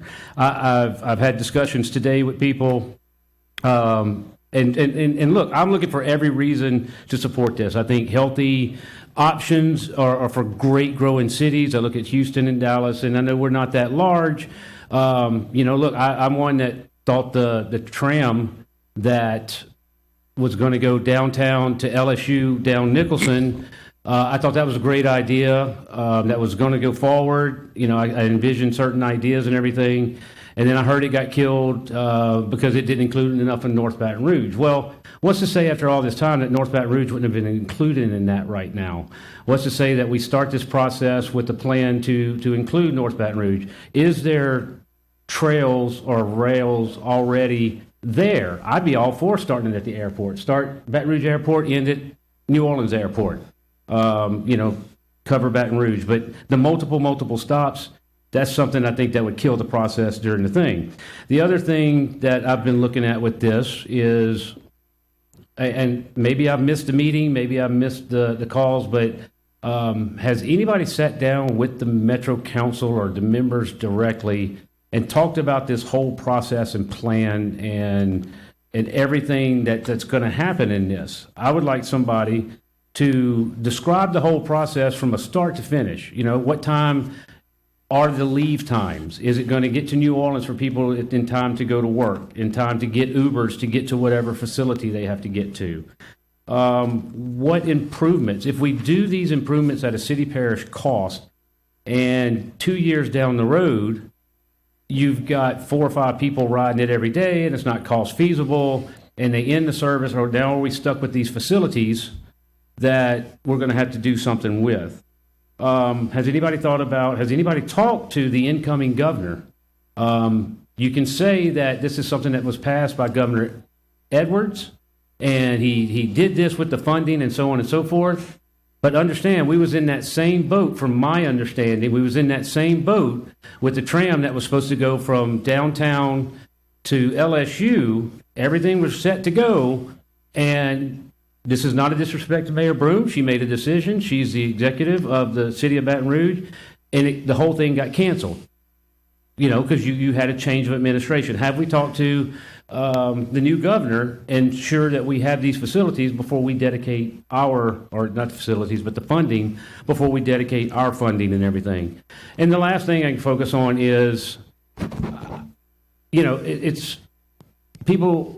You talk about the process or the timing of everything. Mr. Phil brought it up a while ago. Do you have to get on there at 3:30 in the morning? I don't know what the routes are. I've seen some stops that have been public or whatever.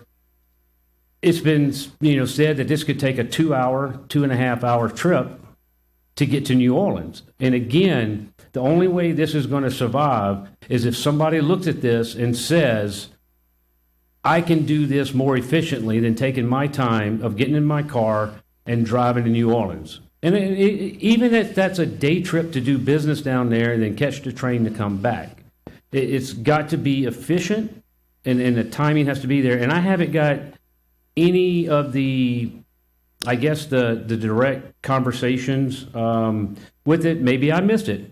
Maybe it was me, or maybe I should have just went to public meetings if they had it. But I feel like we're doing this funding. We can have some people come talk to us directly and go that route. So those are some of the questions that I want answered before passing something like this. I'm looking for reasons to move forward with this.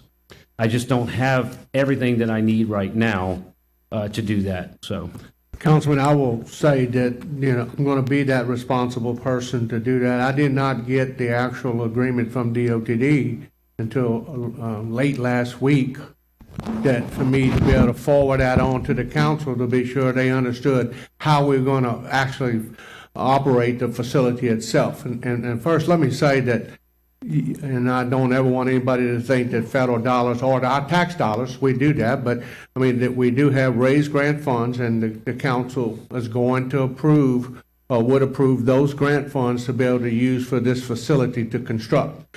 It's not going to be the Taj Mahal, but it'll be something that's functional and operational, because in reality, everybody in here can say, how do we know if it's going to be successful? We don't know that for sure. A lot of things change. in general, but I will tell you that we're going to give the best information we can to you to make sure you can at least have what we have to make that decision. Because somebody's already asked me, well, what is this going to cost us yearly? Well, in the agreement, it shows some things where we're not going to pay direct costs for the first 3 years and stuff, but at some point, the city's going to have a cost. And I don't disagree with that, but we won't know that until I know what the functions are: utility costs, sewer costs, water costs, lighting. We're going to be responsible for janitorial. We will also be responsible for the cleaning and rubbing around the facilities. I do know that for a fact, that that's going to be a cost. That being said, I'm not sure what that cost is going to be until we at least look at what these estimates may be, and that's one of the things we will be doing with DOTD, because they're the ones who put this estimate, and I want to emphasize it, that is an estimate, not the real direct cost. We won't know that until we start talking about that and say, guys, can you give me some proposals, give me an idea what this is going to cost us? And I don't know that. I wish I did, because it'd make it a lot simpler, but I think we will know it fairly soon in regards to that. The questions you asked, that's the reason I asked to have this thing deferred, because I want to be able to hear everything that the council has. I'm going to try to get you the answers to those, and we can agree to disagree, and I appreciate that from everybody up here, and I can appreciate y'all's position. I understand it, but I want to be sure y'all know, here's the information, and I just got it. I'm trying to relay that information out to y'all, and it may not have been the best practice, but I certainly don't want to be in any argument in regards to how we want to do this. Here's what it is, and then ultimately, this council makes that decision. Right. And I can live with that. Look, again, so many great cities, the tram system there, I thought we might even be to the point of looking to expand that by now if we'd have went forward with it. This is kind of the same thing here, is we start this process, we give it a try, I understand we got to put some money up, but to grow and to be a bigger, greater city, there's got to be some services done that attract corporations and things like that. And I think it's good. Now, I do agree with my colleague, Councilman Dunn, instead of the 14th and Gov Street, if we started from the airport, if that would satisfy the need of North Baton Rouge. And look, we have all the spur items we can use, CATs, or even if there was a different a smaller tram rail or direct access route from the community centers that he brought up a while ago, that they could get to the tram at the airport and then go straight into New Orleans and stuff like that. That would be, that would be great. But those are things that I think we need to see in a definitive plan. And I know that's not yours. You got it from the state. I didn't mean, if you took it that way, I apologize. I didn't mean that. No, sir. I didn't mean that we were trying to avoid us and just get it on the books. I just meant that I think there's great ideas in this process that I think with our help, and if we're going to do the funding and stuff, whether we might need to come up with a little more or we may not need as much, we can get this done in a better process of what the council members think from their district area. Well, I certainly agree, and I just want to make sure y'all know that that's why I asked to defer the item, because after communicating with y'all, I didn't feel comfortable that y'all had enough information to provide. I gave you what I had. Oh, yes, sir. But based on what you're asking me, I'm going to give you more than you probably want. Yeah, I think. Okay, but I want to be sure you at least have it, and that way we can make a decision on that. Right. I think the information that has been brought up by the people that have discussed so far, and maybe by the ones that are coming up, is it's not necessarily. I think it's more of a broader group, and like to get with y'all's group and talk this out also and everything else. I understand that you're managing as far as bringing it to us and so on and so forth, but I don't know who's responsible for the actual putting all this together and everything. Okay. Councilmember Hurst. Hey, so my colleagues brought up several points that were a part of what I wanted to address. Anytime we increase transportation, it should provide ease of access for the local community. I'm not against, the train in New Orleans is about to use the other name. But I always believe we should have local first.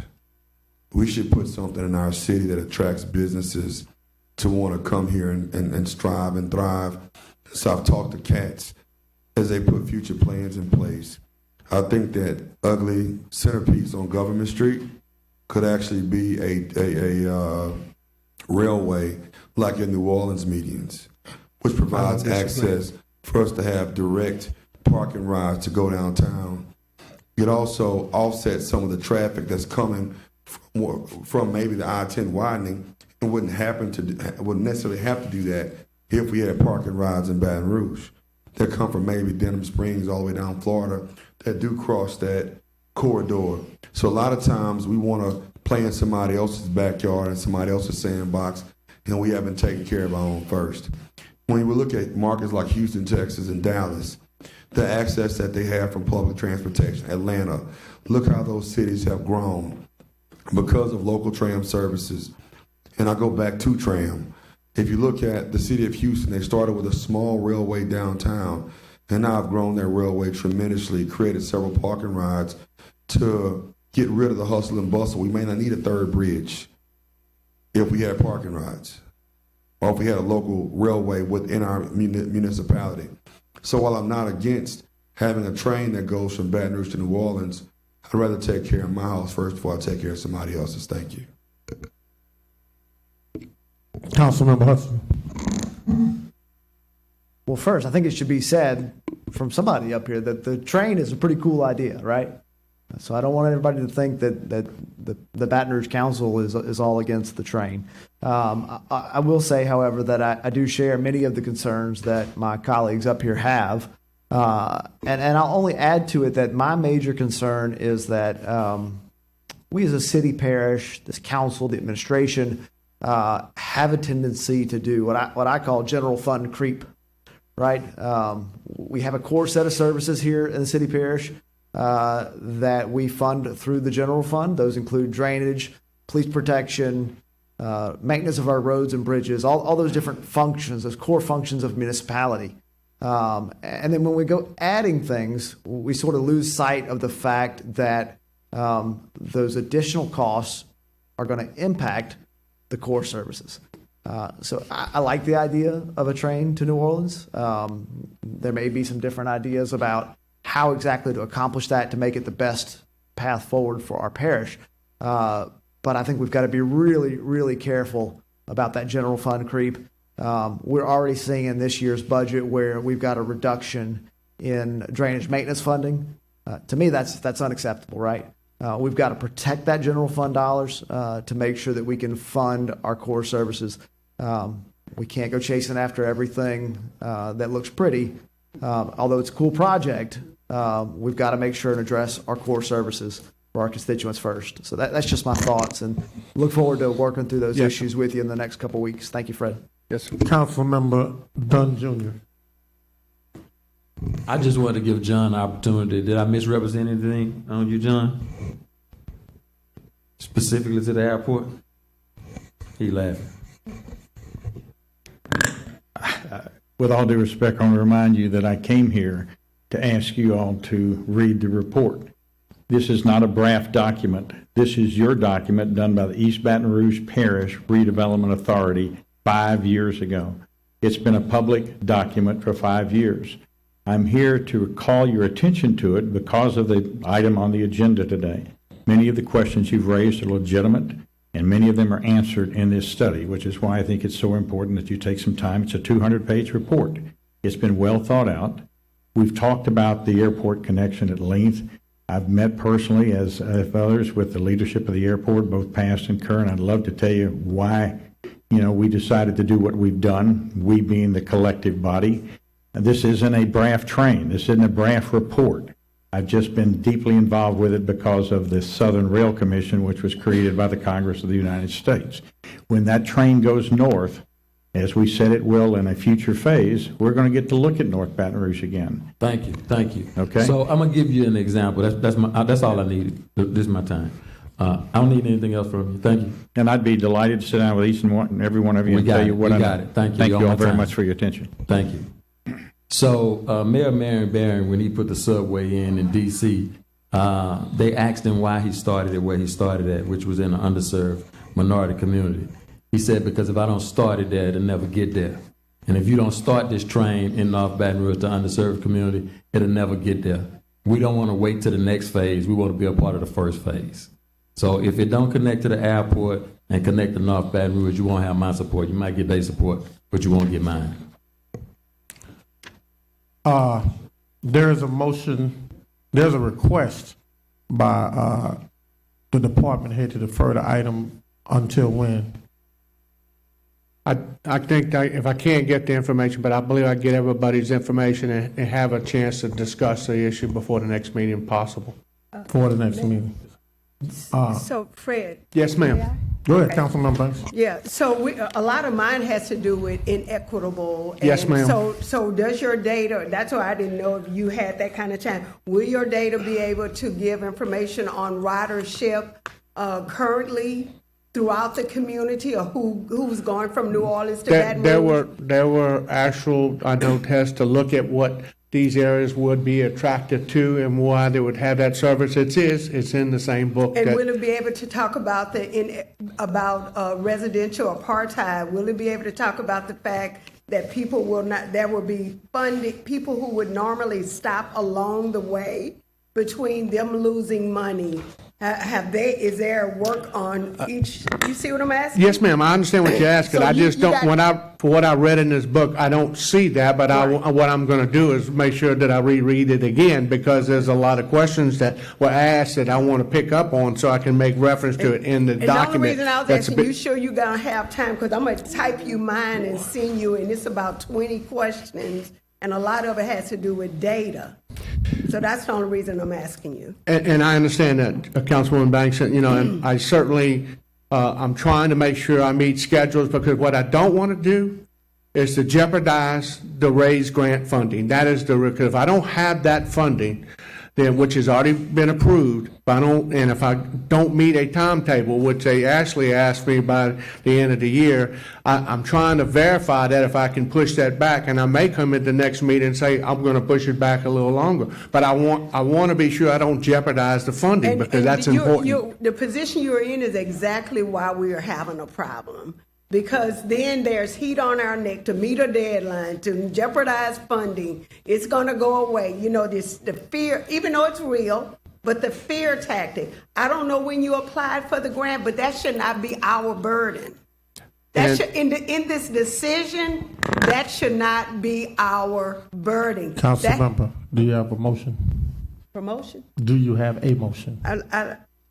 I really would like to make a motion that, and it's totally up to you, that you defer this for 60 to 90 days, or you delete it so we could take the time. I understand, but that should not be our issue as it relates to the funding, because if it needs to go away, it just might be God's will that it goes away.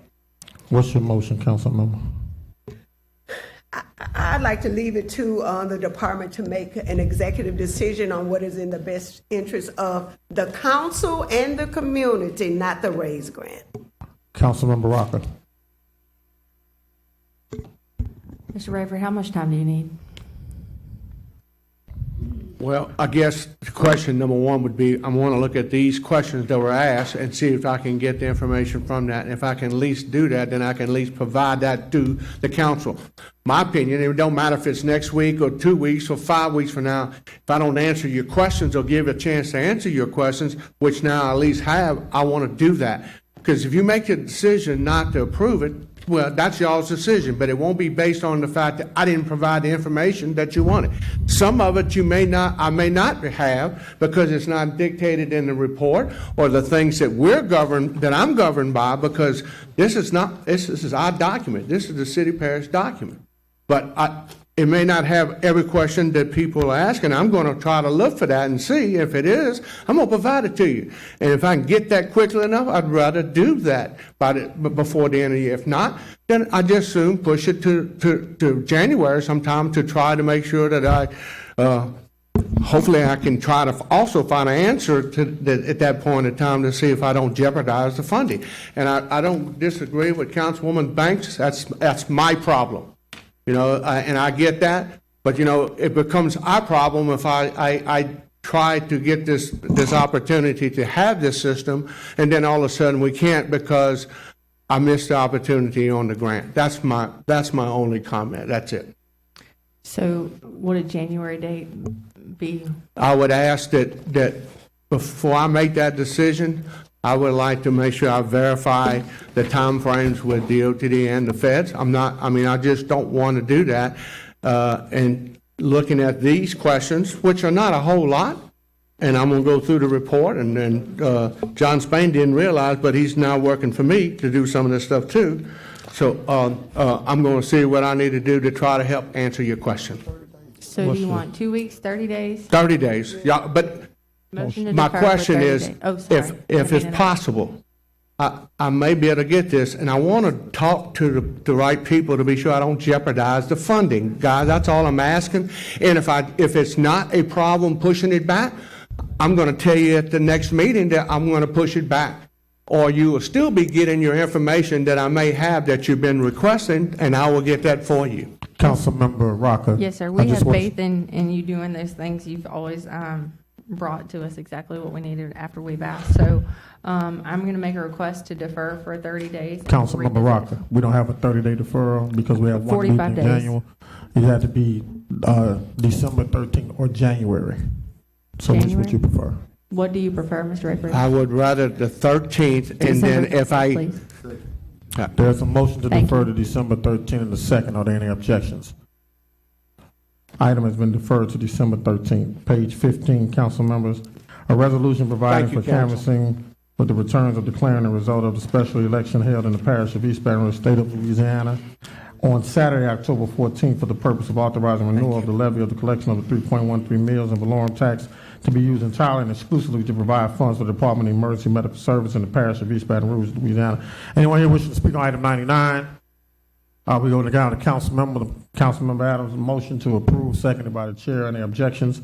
We go now to item 100. Authorize the mayor president to accept the grant on behalf of the local Workforce Development Board 21, Louisiana Workforce Commission, Office of Workforce Development, to administer a Workforce Innovation Opportunity Act program in the amount of $3,588,660 by the mayor's office. Anyone wishing to speak on item 100? We now go to council members. Is there a motion to approve? So moved by Councilmember Cole. You got a question? Go ahead, Councilmember. Go there. If I can have the director come up. Ms. Stanley? There she Oh, is. hey, I just couldn't see you around the... Hi. Items 101 and 103 are... Duplicates. Go ahead. Yes. They're duplicates? Yes. Okay. I had an issue with my Legisuite. Okay, so not three separate grants. We'll do one It's grant, one. 3.5 million. You got it. And can you promote a little bit about the activities that are associated with the 3.5 million? If this is an annual, can you just kind of talk through the funding, please? Sure. So this funding comes from the Workforce Innovation and Opportunity Act. This flows through the Department of Labor, through the Louisiana Workforce Commission. It's then given to the 15 local boards in the state. East Baton Rouge Parish is one of those local boards, or Area 21.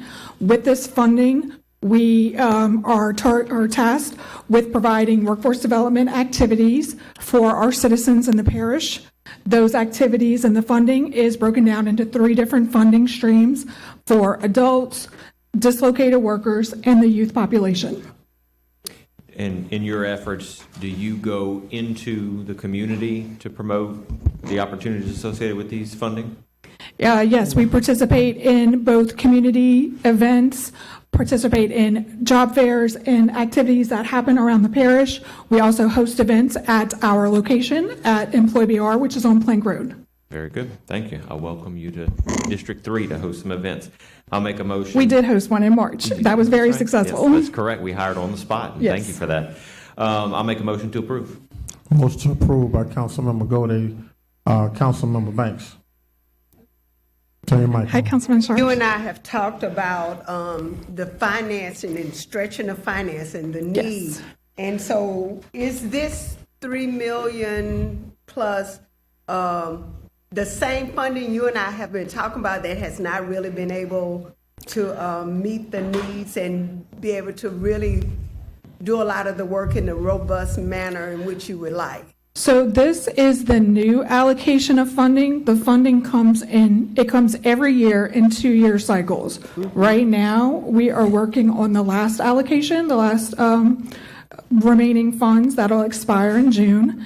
The 3.5 million, pretty much all except 2 of the 15 local workforce development boards have been cut in the recent years. We were cut by about 18% between the last 2 funding cycles.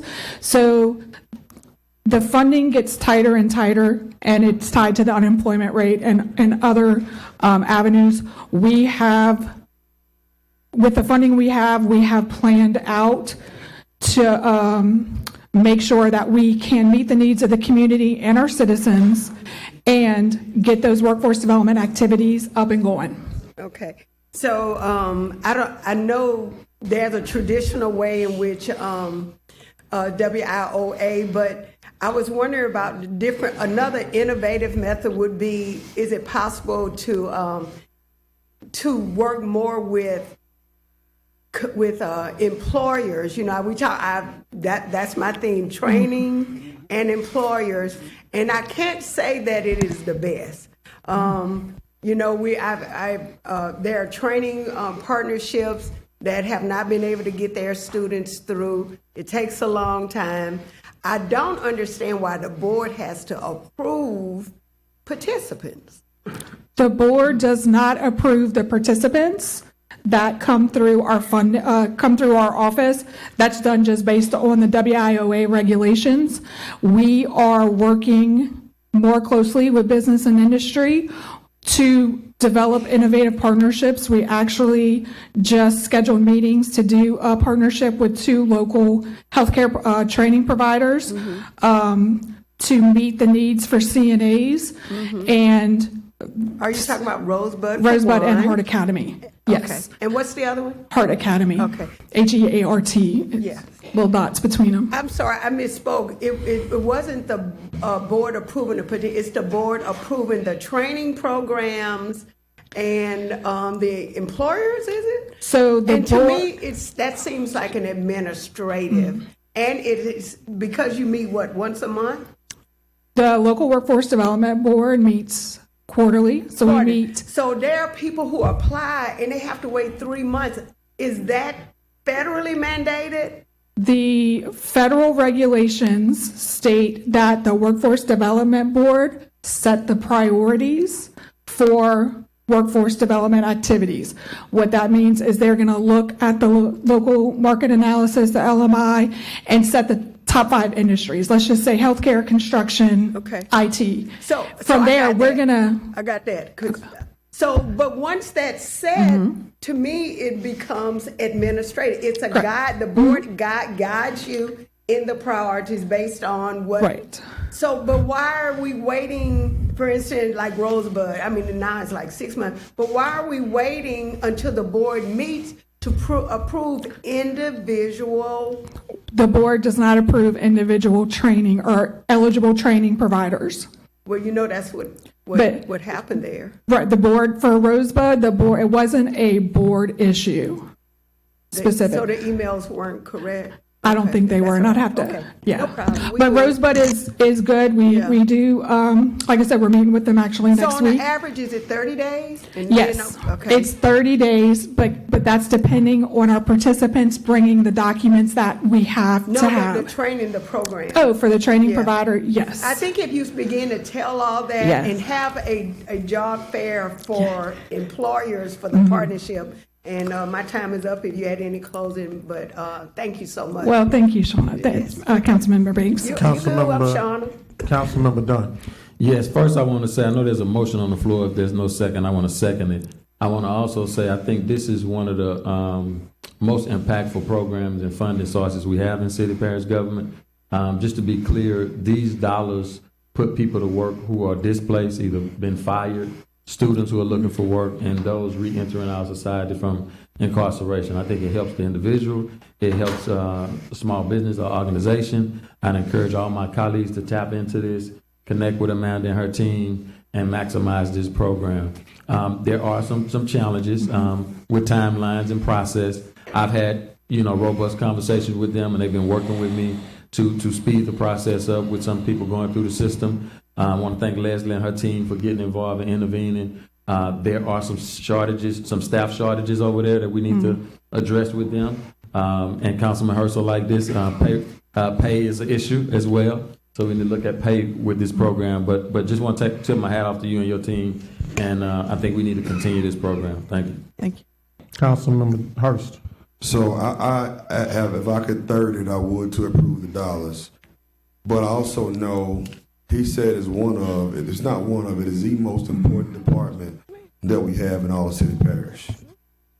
But it is also the most challenging department in all of City Parish. And I work with them religiously. Yes, and I believe some other staff, colleagues have as well. And some of the challenges are workforce related. We talk about that and pay, not being able to hire people, possibly having to let people go and bring them back on, but close some of that gap because we can't get them hired. But I always ask people this. Let's say the pay study doesn't work. Let's say the money doesn't come. Then it becomes an excuse. So if nothing were to change, as a director, your job is to think outside of the box and not make City Parish process the excuse to not be able to move forward in a more expeditious manner. So we've had several calls about, just like the police, you're short 1,000 officers. So is that an excuse not to be able to police our city? No, it's not. So that means that there's monies left over, and how do we reallocate those funds to close some of those gaps? I've had 10,000 conversations about computer-aided software and automation, because the biggest breakdown that you guys have is communication between the applicants and the organization. What they're missing, what the next steps are. If Brian's computer software for, again, I go back to what we talked about earlier, can tell me when I'm due for a training, and there's software out there that can say you're missing this document. Because I had 2 homeless people quit your program. And I'm going to say that publicly. They'd rather be homeless than go through the cumbersome process of employed BR and work in the workforce development arm. So your program is a program that gives a hopeless hope. I mean, it does. But if the hopeless are getting beat up because there's so many barriers to entry, then you become a part of the problem, not a part of the solution. And so I ask you that, and I know we talked about this, about challenges up and down, but come to us with a solution by the end of first quarter of next year of what software you have chosen. Not the ones you're looking at, but what software you have chosen and how it's going to improve the processes of the workforce development. Because what you do is close the gap in underserved communities. And I look, I'm going to be transparent. We have partners, and this was not on your watch, Amanda, so let me make this clear. But we have partners that choose not to work with workforce development and be a partner. We have other local entities that choose to compete with you because they don't believe in workforce development. Yet we as a council body and as an administration are responsible for funding you and overseeing what you do. So I take this personal because people who are employed, people who have a livable wage, people who are educated do not rob, steal, and kill. So you help with crime prevention, you help with community intervention, and I expect to see something by the end of first quarter. Thank you so much. Councilmember Coleman. Yes, sir. Thank you. I'd just like to say yes to this employee BR, but there are some concerns of mine, and that is that time factor. And the other thing is, with this, there ought to be an individual plan when a person exits your program. And with that being said, I don't see that plan being implemented. You know, my concern is with a lot of entities, policy, procedure, law. All of that ought to be working together. And so in the majority of the positions in employee BR, folk may make $15 an hour, which is pretty good, okay. but they only have a year to work with you. And a part of your job is to connect them to a job, but you all drop the ball with connecting them to jobs that's $15 and above. Folk are not going to go on a job where they once made 15 and then you want to put them on a $7 or $8 an hour job, and that's a concern of mine. So, yes to employ BR, but those holes must be fixed, and individual plans for all of the people that are a part of this employ BR ought to be. Employ BR, I've had some folk over there at the center, and they've worked well. I have one that's coming up. His year will be up. Have no clue as to where he's going to go to. There's no plan, and that's bad. You don't have no plan? That's bad. Have no plan for where he needs to go or can go. No connection, and that's my concern. There is a motion on the floor to approve by Councilmember Gode, seconded by Councilmember Dunn Jr. Are there any objections? Item 101 has been approved. We go to item 102 to amend the 2023 annual operating capital budget for emergency medical services to appropriate $1,500,000 from Emergency Medical Services Fund balance unassigned to build EMS station in the Pride area of the parish by Emergency Medical Services Director. Is anyone here wishing to speak on item 102? We now go to council members. Is there a motion to approve? So moved by Councilmember Gode, seconded by Councilmember Amorosa. Item 102 has been approved. Item 103 is a duplicate item, and we're going to need to delete this item. We just discussed it. Item 103 is a duplicate of authorizing the mayor president to accept a grant on behalf of the Local Workforce Development Board 21 Louisiana Workforce Commission Office of Workforce Development to administer the Workforce Innovation and Opportunity Act in the amount of $3,588,660. We've already had the public hearing. I now entertain a motion to delete the item. So moved by Councilmember Gode, seconded by the chair. Any objections? Item 103 has been deleted. We go to item 104, authorizing the mayor president to execute an amendment to the agreement with the Walls Project in the amount of $38,500 for a total of $77,000 to assist the city parish in developing strategic plan for broadband and digital equity access along the community engagement, appropriating funds for said purpose. Is there anyone here wishing to speak on the item? We now go to council members. So moved by Councilmember Dunn, seconded by Councilmember Hurst. Any objections? We go to item 105, authorize the mayor president to execute an amendment with the contract for the Waste Management Renewable Energy LLC, formerly Baton Rouge Renewable Energy LLC, to expand the gas collection system to the North Landfill in an amount not to exceed $1,114,000 by the Environmental Services Director. Anyone here wishing to speak on item 105? We now go to council members. So moved by Councilmember Hurst, seconded by the chair. Any objections? Go to item 106, authorize the mayor president to execute amendment number 4 for Grady Crawford Construction Company for the construction service in connection with the annual stormwater pipe repair and replacement project, resulting in an increase of the contract in the amount of $975,000 by the Environmental Services Director. Is anyone here wishing to speak on the item? We now go to council members. Is there a motion to approve item 106? So moved by Councilmember Amorosa, seconded by the chair. So moved by Councilmember Adams, seconded by the chair. Any objections? We now go to item 107, authorize the mayor president to execute a contract with EJES Incorporated to provide engineering design services for construction of the Georgia Mill Sidewalk Project in an amount not to exceed $69,151.19 by Transportation and Drainage Director. Anyone here is wishing to speak on the item? We now go to council members. Is there a motion to approve? So moved by Councilmember Adams, seconded by Councilmember Hudson. Any objections? We go down to 108.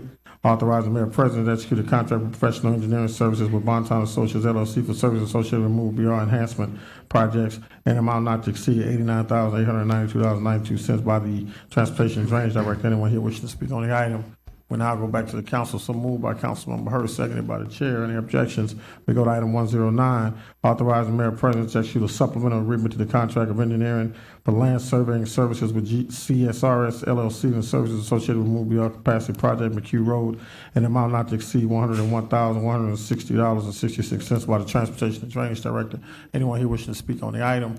So moved by Councilmember Adams, seconded by Councilmember Hurst. Any objections? We go to item 111, authorize the mayor president to execute a supplemental agreement with Evans and Graves Engineers Incorporated for services associated with Move BR Capacity Project for Clarity Perkins Connector in the amount not to exceed $1,767. Is anyone here wishing to, by Transportation Drainage Director, anyone here wishing to speak on the item? We go to council members. So moved by Councilmember Hurst, seconded by Councilmember Adams. Any objections?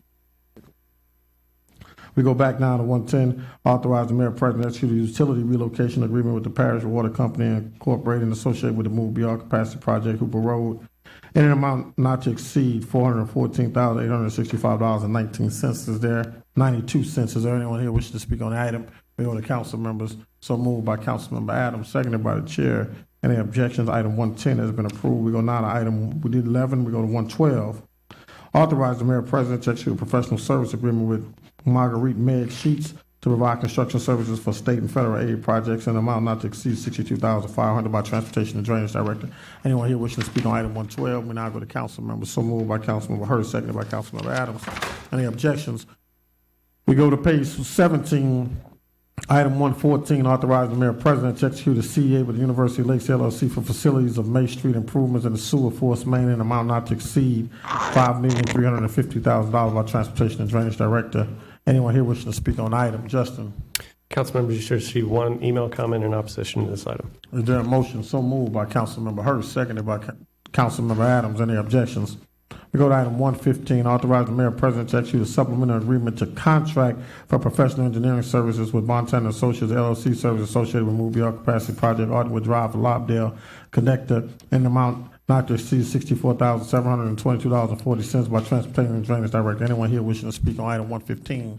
We now go to council members. So moved by Councilmember Hurst, seconded by Councilmember Adams. Any objections? We go to item 116, authorize the mayor president on behalf of the Division of Human Development and Services Head Start Program to submit and receive a carryover request from the Administration for Children and Families in an amount of $4,822,868 from the 2022 grant period to the 2023 grant period by Human Services Director. Is anyone here wishing to speak on the item? We now go to council members. Is there a motion to approve? So moved by Councilmember Hurst, seconded by Councilmember Coleman. Any objections? We go to item 117, authorize the mayor president on behalf of the Division of Human Development and Services of the Head Start Program to submit and receive a carryover request from the 2022 Head Start CARES Act balance from the Administration for Children and Families in an amount of $1,060,411 to the 2023 grant period by the Human Services Director. Anyone here wishing to speak on the item? We now go to council. So moved by Councilmember Gode, seconded by Councilmember Hurst. Any objections? Go to item 118, authorizing the mayor president to execute an intergovernmental agreement with the city of Baton Rouge, East Baton Rouge Parish, and the city of Zachary for the cooperative repair of the cross drain pipe of the W.J. Wicker Road by Department of Maintenance and interim directors. Anyone here wishing to speak on the item? We now go to council members. So moved by Councilmember Adams, seconded by Councilmember Hurst. Any objections? We go to item 119. Authorizing the mayor president to enter into a professional service agreement with the 100 Black Men of Metro Baton Rouge in the amount of $186,250 to support the organization and launch of high-risk intervention efforts. Item contingent upon approval of the contracts review committee by the mayor's office. Anyone wishing to speak on the item? We now go to council members. So moved by Councilmember Gode, seconded by the chair. Any objections? Item 119 has been approved. We go to item 120. Authorize the mayor president to execute a professional service agreement with the Galvanized Innovative Approach and Leading Excellence Planning Solutions, Inc., doing business as Agile Planning Solutions, in the amount of $388,500 to support the expansion of high-risk intervention programs and Safe Passage School-Based Initiative, and the overall administrative manager of the Baton Rouge Community Street Team by mayor's office. Item contingent upon approval of contracts review committee. Justin. Council members, you should receive one email comment in opposition to this item. Is there anyone here wishing to speak on the item? We now go to council members. Items so moved by the chair, and is there a second? Seconded by Councilmember Gode. Any objections? Item 120 has been approved. We go to item 121, authorizing the mayor president to amend a subrecipient agreement in the Galvanized Innovative Approach and Leading Excellence Planning Solutions Incorporated, doing business as Agile Planning Solutions, in the amount of $250,000 for a total amount not to exceed $750,000 to provide community-based violence intervention programs by the mayor's office. Is anyone here wishing to speak on item 121? We now go to council members. Is there a motion to approve? So moved by Councilmember Gode, seconded by the chair. Any objections? Item 121 has been approved. We go to item 122. Authorize the mayor president on behalf of the Baton Rouge Parish of East Baton Rouge to enter into a professional service agreement with Jamila Shaw Bell for provision of administrative support, community outreach, and communications assistance with the Metropolitan Council District 5, and amount not to exceed $65,000 by Councilmember Hurst. There is a request to delete this item. Is there anyone here wishing to speak on the item? Motion to delete by Councilmember Hurst, seconded by the chair. Any objections? Item 122 has been deleted. Council members, we're going to take items 123 through 152 together. adjudicated properties. Lot various, lots 8, my father's house, District 10, high bidder, no, assessed value, no, there's no high bidder or assessed value on this one. In my father's house, donated, got it. And item 124, lot 3 and 4 square, 219, subdivision of Struma, District 10, high bidder Robbins Rentals, $3,000. 125, lot 8 square, 219, subdivision of Struma, District 10, high bidder Robbins Rentals LLC, $3,000. Item 126, lot 9 square, 219, subdivision of Struma, District 10, Coleman, high bidder Robbins Rentals LLC, $3,000. Item 127, lot 18 square, 8, subdivision of Struma, District 10, high bidder Robbins Rental LLC, $3,000. Lot 19 square, 220, subdivision of Struma, District 10, high bidder Robbins Rentals LLC, $3,000. Item 129, lot 6, subdivision Riverland, District 3, high bidder AXC National Management Services, $15,000. Lot 130, item 130, lot 85, subdivision Riverland, District 3, Goday, high bidder TD Real Estate Group, $6,000. Item 131, lot 211, subdivision Meridian Condominiums, unit number 211, District 11, high bidder Axe National Management Services, $20,000. Item 132, lot DC, subdivision Brookstown Place, District 5, high bidder Melvin Bristol, $1,400. Item 133, lot 9 plus square 9, subdivision Standard Heights, District 10, high bidder Lorenzo Hudson, $20,000. Item 134, lot 17 square 6, subdivision Eden Park, District 7, high bidder AJ Allen Investment, $7,000. Item 135, lot 19 through 22, square 51, subdivision Fortune, District 5, high bidder Axe National Management Service, $3,000. Item 136, lot 8 point square 5, subdivision Fuquay Lamont Town, District 10, high bidder Quenisha Jenkins, $1,500. Item 137, lot 1 point square 2, subdivision Rosedale, District 10, high bidder District 10 LLC, $20,700. Item 138, lot 3 and 4, subdivision Industrial Center South, District 10, high bidder Axe National Management Services, $25,000. Item 139, lot 5 square 2, subdivision Standard Heights, District 10, high bidder Ask LLC, $8,000. Item 140, lot 2, subdivision Holiday Woods, District 5, high bidder 17th and Banks LLC, $16,800. Item 141, lot 12, subdivision Victoria Gardens, District 7, high bidder 17th and Banks LLC, $21,300. Item 142, lot 7 point square 7, subdivision Bellevue, District 10, high bidder Roy Battle Jr., $3,100. Item 143, lot 7 plus square 12, subdivision Zion City, District 5, high bidder Aurelia D. Davis, $13,900. Item 144, lot 99, subdivision Colonial Hill, District 7, Moda-owned project donation. Item 145, lot 10 point squares, 263, subdivision Short Addition, District 10, Coleman, again, Moda-owned. Item 146, lot 15 square 1, subdivision Marico, District 2, Banks, Moda-owned. Item 147, lot 10 and east half of 11 square 12, subdivision Baton Rouge Terrace, District 7, Moda-owned. Item 148, lot E-2, subdivision Sharon Hills, District 2, Moda-owned. Item 149, lot 11, 12, and 15 plus square 48, subdivision Fortune, District Hearst, District 5, Moda-owned. Item 150, lot 6 square 3, subdivision Morningside, District 10, Moda-owned. Item 151, lot 9 square 4, subdivision North Baton Rouge, District 2, Banks, Moda-owned. Item 152, lot 6, east 20 of lot 8 square 25, subdivision South Baton Rouge, District 10, Moda-owned. Is there anyone here wishing to speak on items 122 to 123 to 152? 123 to 152. We now go to council members. Is there a motion to approve? So moved by Councilmember Hurst, seconded by the chair. Any objections? We now go to administrative matters. Council members, if you would see your separate sheet, we're going to take administrative matters A and B together. Condemnation, Margaret C. White, 5205 Cadillac Street, District 5. Proceed, no improvement made. Condemnation B, Elaine Bremer, Lennar, Maggie Jackson, Wilfred Everett, Bremer, Boss, Ernestine J. Burris, Jesse Lee Jackson Hayes, Virginia Ray Burrow, Edwina Florence Jackson, Irene Christian Jackson Townsend, Wendy Nicol Lewis Wiggins, Herman Claude Jackson Jr., Ernest Stevens, Randy Jackson, Willie Jackson, Clay M. Humbles, M.B., Mabel B. Haynes, Johnny Stevens, Dorothy Vaughn, Vernon Stevens Jr., Victor Stevens, Leo Stevens, and Veronica Stevens, 253 West Harrison Street, District 10. Yes. Need a motion to waive the rules. Motion to waive the rules. Motion so moved by Councilmember Hurst, seconded by Councilmember Coleman. Is there anyone here wish to speak on the motion to waive the rules? Are there any objections on the motion to waive the rules? Is there one speaking on the items A and B? Councilmember, I'll now go to you for a motion. Yes, I'd like to give them 60 days for this item. You want to give them 60 days on which one, B? On B, 60 Apologize. days. B, the one that's in District 10. All right, is that?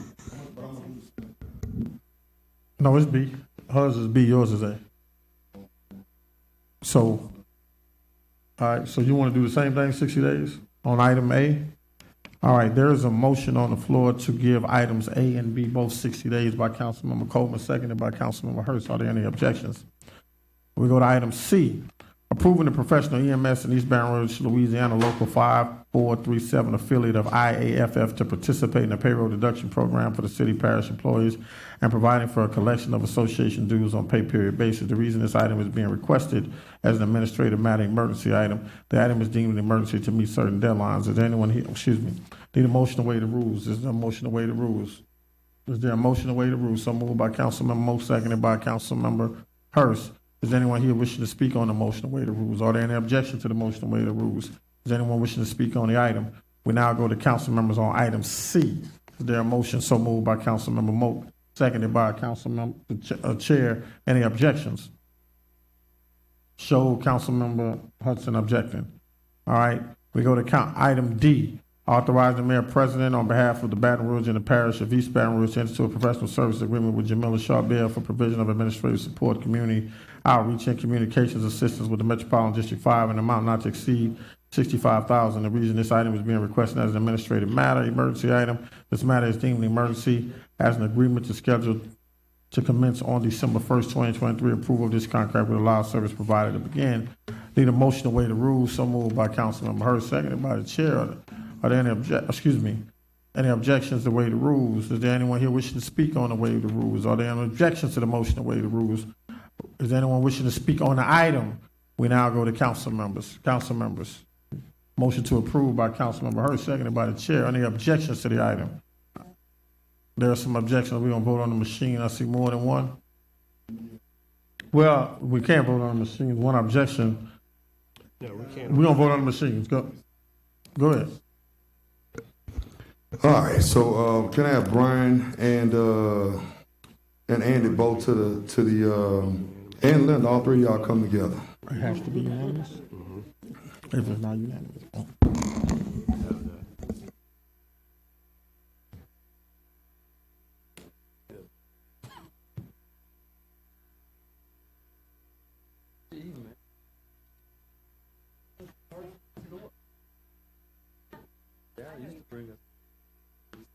See, I wouldn't bring.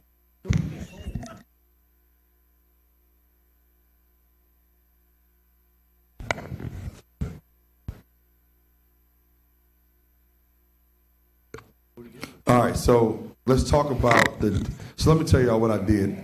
I initially used, most staff members have about 1 to 2 staff. I have 5.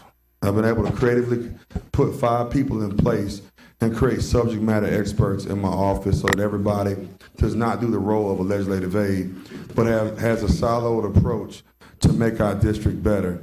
I realized that there was no way that our offices were underfunded. There's no way that a part-time council member and a full-time aide can focus on bringing businesses, community revitalization, focus on hosting council meetings, focus on hosting community events, focus on attending other people's community events, and then providing supportive resources to create legislation that makes our communities better. So we are definitely underfunded. New Orleans has 6 people, including the staff attorney. So what I did was say, okay, how can I, within the rules, how can I expand my office to make sure that we are not under-communicating and underserving the people that put us in office? So I have moved to more of a professional service, contractual services approach to do this. Now, I'm gonna let you answer if they have any questions, but it was approved by finance. I did not go outside of my budget. My initial contract, I used an existing contract from City Parish that did have some conflicting language that I was unaware of.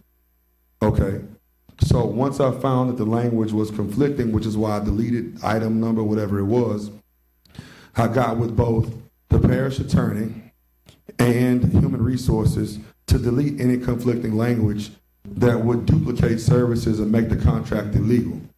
So I've eliminated that. I have siloed my positions, and they will act in a different manner than the traditional legislative aid does. So my question for you, Andy, is do you find anything illegal in my approach to serve my community? If I, point of order, if I may, Mayor Pro Tem, he's asking if we have any questions of the people that are up here. And No, I'm asking him a question. I know you're asking a question right now, but you asked just a second ago that they can stay up there and answer any questions that we might have. Correct. Since this item is an emergency for introduction. It's an emergency with voting, not introduction. We're voting on the item as far as approving this? Yes. Yes, sir, No. we're voting on this Okay. item. Go ahead, No. Andy. So I can't answer that question. I can't answer that question, Councilman. I can't answer the question as to whether or not this contract comports with our understanding of city parish ordinances and the plan of government. And so.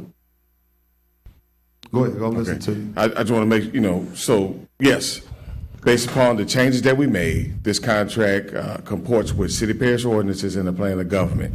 I can only answer that question. I can't answer the question as to funding, but I can answer the question I as got to you. that. So And that you- covers Brian's. So, area, but when you too. talk about is it illegal, my point is, am I breaking any law by doing this contract? Again, you're meeting all city parish ordinances and the plan of government to the best of our knowledge with the changes that we made. Thank And that you so covers much. Brian's Brian, area. can you come to the mic, please? So, Brian, what exercise did we go over and what was done to make sure that we met the requirements of city parish? Mic's off. Answer that. Okay.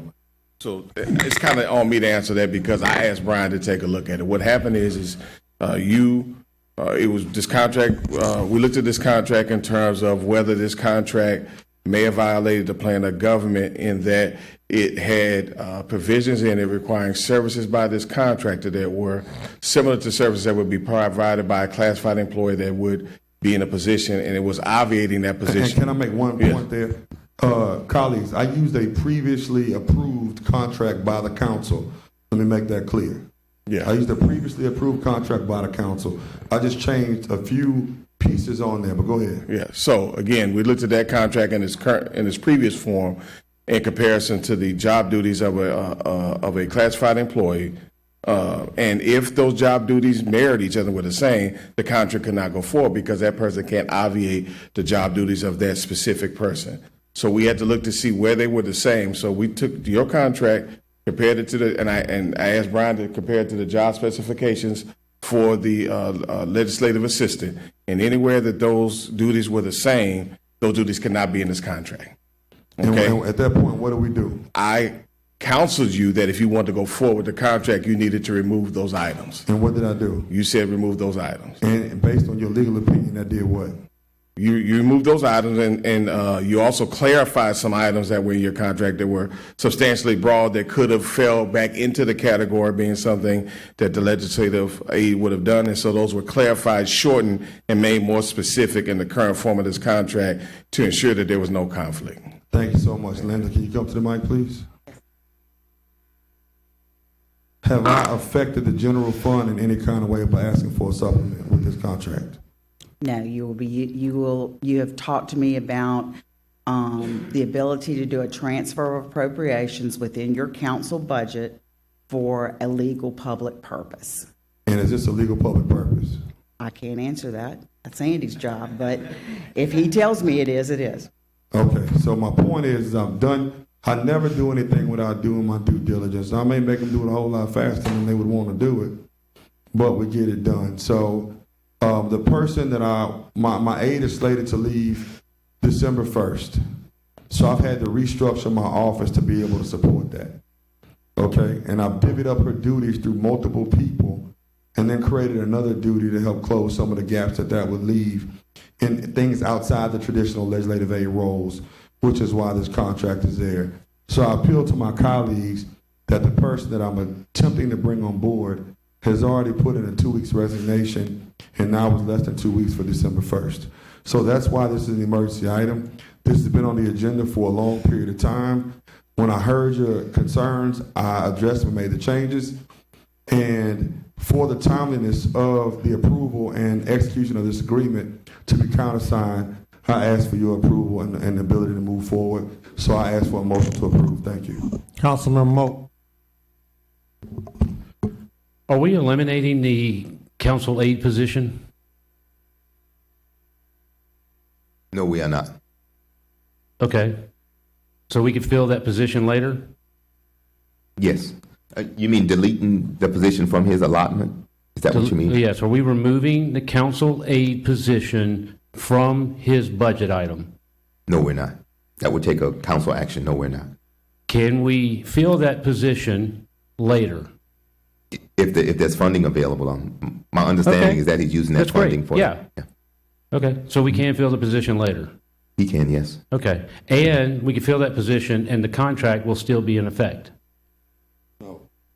We can. He can, if there's We funding. can fill the contract and we can fill the council aide position if we so choose, correct? So what we will do is when he sends the request for the transfer in and we approve it, we'll put a hold on that position. It's what we referred to the other day as freezing the position. So because there is no funding available for that position, we will not allow it to be requisitioned and filled due to lack of funding. So it remains, but it can't be filled. So in 12 years from now, when another council member is here, can they reactivate that position? Yes, as long as there is no contract. Does that taking immediately money out. remove the other position or contract in place? It's my understanding that this contract has a termination date of 12/31 of 2024.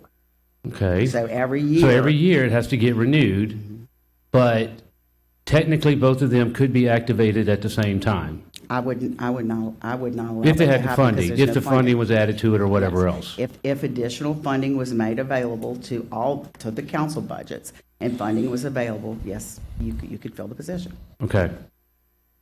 What is the cap on this contract? And Councilman can answer that question, but it's my understanding it's $65,000 is the But contract. that's for 13 months, not 12. So it's $5,000 a month where this individual pays their own taxes, their own insurance, and everything else. So when you really look at the bottom line, it's I think it's a moot point we're discussing. Okay. It's $65,000. Ms. Linda, the council aide position is set up by steps, correct? Yes. So to take the highest step and increase that position, all the steps would have to be adjusted. Okay, so you're talking about okay, yes, sir. The unclassified legislative assistant 2 has a range of 19 steps. So yes, if you're talking about your other council aides that are actually employees. Mhm. Yes, sir. All of them work under those If steps. you were actually if you wanted to increase that, 2 things would have to happen. You would have to amend the pay plan to expand the range or change the range that would allow a higher payment, and you'd have to have a funding source to do that. Okay. 2 things. It's quite a process to go changing all the steps for a city parish employee and stuff like that, correct? I mean, gets there. So what's the process for amending this contract In order and increasing to, the amount? well, you would have, so anything over $50,000, a contract has to come to the council for Right. approval. So any amendment to a contract that's over $50,000 has to come to the contract. So you would have amending, authorize the mayor president to execute amendment number 1 of the contract with this young lady in the amount of $5,000 to increase it to X amount. Right, And that so would be I what introduce she an would do. item saying, I want to increase this contract from 65,000 to 85, 95,000, or 70,000. I introduce it, it comes before the council, it's done. And you'd have to have You have the to have the adequate fund- funding. correct. But You- yes, you you would had the funds or- introduce and approve at the next meeting, and yes, sir, you'd be able to do it. Okay. All right, thank you. Councilmember Rocker. Wait, I wasn't. Oh, you're not done? I'm sorry. Go ahead. So I guess I'm going to go back to the whole thing of the point of order that I asked or whatever, and having discussions with you. It was my assumption, and I know what that does, that you were removing the other item and introducing this one to be voted on at the next council meeting. Is this considered a substantive change in the original ordinance, substantial change from the original thing, since it's all kind of contract language? Is that something that you're asking? I'm me? asking you if this is could this be considered substantial change that would require reintroduction, or can it just be changed? And I don't want to go into my other five, so you can finish with that, because I might have something later. Typically, we defer to Ashley and Justin in making that determination, and we had a conversation with Ashley, and it's our determination after that conversation that this is a new. What happened is by him putting forth this new contract and making it an emergency item, we don't have to go into that analysis of whether it's a substantive change, because we're not taking the contract that he had and making amendments on the floor. If we had the contract that he had and we were making amendments on the floor, we'd be discussing whether the changes were substantive. By him putting forward this new contract as a whole, we don't have to look at the substantive change between this contract and that contract, because it's a whole new contract that he's putting in. But it's in, I'll ask later. Councilmember Rocker. Is there a provision in the contract, should Darrell Hurst not complete his term, that his aide or the person that he hires as a part of this contract can be canceled, replaced for the new person that comes in his position? It's not that specific, Councilwoman. It has a general termination for cause provision, as all of our contracts do.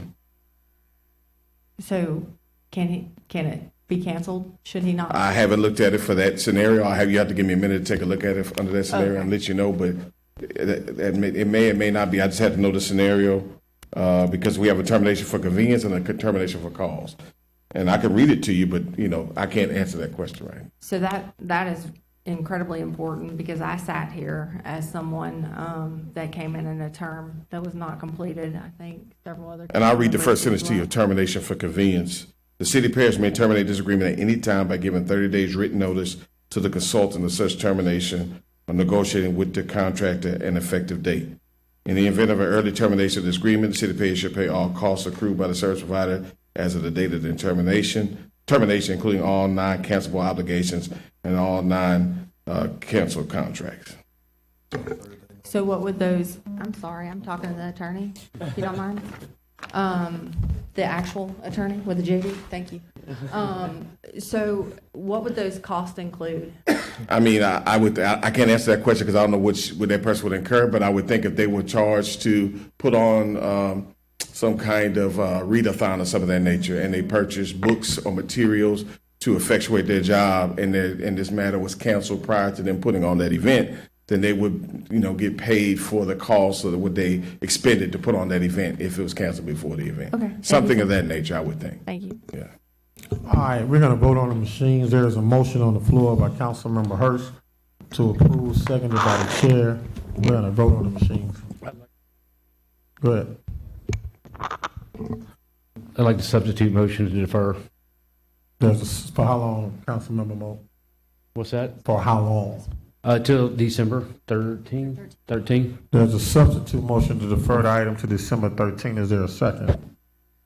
There's a second by Councilmember Rocker. We're going to vote on the substitute motion first to defer to December 13th.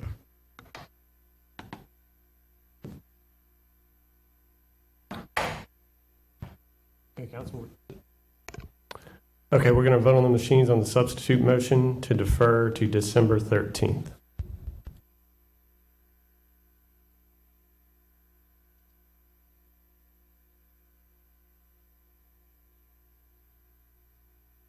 Motion item has been deferred to December 13th. We now go to, that's all of our administrative matters. We now go to appointments. Item 153, Cheneyville Volunteer Fire District, consideration of reappointing and replacing Claudia Fisher, whose term expires on December 31st. This is a 2-year term. Current ballot is Claudia Fisher and David Metcalf. Anyone here wishing to lead on the item? We now go to the council members. Make a motion to approve Ms. Claudia Fisher. Motion to approve Claudia Fisher. Is there a second? Seconded by Councilmember Adams. Any objections? Congratulations, Claudia. There's been a request by Councilmember Knoll to defer item 154 to December 13th, meeting consideration of replacing Harold Kerber, whose term expired on December 31st. This is a 2-year ballot. There's no name on anyone wishing to speak on the item. There's a request. I'll make a motion to defer this to the December 13th meeting. Seconded by Councilmember Adams. Any objections? Item 154 has been deferred. Item 155, consideration of reappointing and replacing David Metcalf, whose term expires on January 1st. Claudia Fisher has already been appointed. Current ballot is David Metcalf. Anyone here wishing to speak on the item? We now go to council members. Motion to appoint Mr. David Metcalf. Seconded by Councilmember Adams. Any objections? Item 155 has been approved. Go ahead, Councilmember Hurst. I want to reconsider the item. We'll come back to it when we finish Okay, appointments. We go to item 156, Complete Street Citizen Advisory, concurring on the Mayor President's recommendation to reappoint or replace Oscar Reed Richard, whose term expired on November 16, 2023. This is a 4-year term. Anyone wishing to speak on the item? Motion by Councilmember Banks to appoint Oscar Reed. Is there a second? By Councilman Coleman. Any objections? We now go to item 157, consideration of replacing Martha Garisco, who's not seeking reappointment. Term expires on December 31st, 2023. This is a 4-year term. John Costins, Gary Deschamps, Ann Huff, Darrell Hurst, and Ronnie Pierce. Is there anyone here wishing to speak on the item? We now go to council members. Motion. Go ahead. I'll make a motion to defer for 2 weeks. Motion to defer for 2 weeks. I'll make a substitute motion to appoint Councilman Hurst. I'll second that motion to appoint Councilmember Hurst. We're gonna vote on the substitute motion first. To appoint Darrell Hurst to the library board.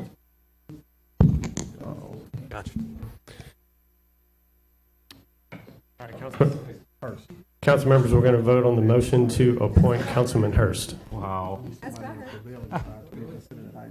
What are we doing? I'm sorry. I'm still lost. You voting? Oh, wait. I'm gonna reset it.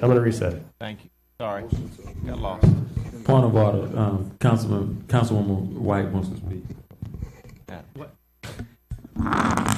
It was emphatically stated several weeks ago that we have too many elected officials on these boards. All right. Question? We're gonna vote on the machines. You got a question, Councilmember? Hold on. Can I? Wait.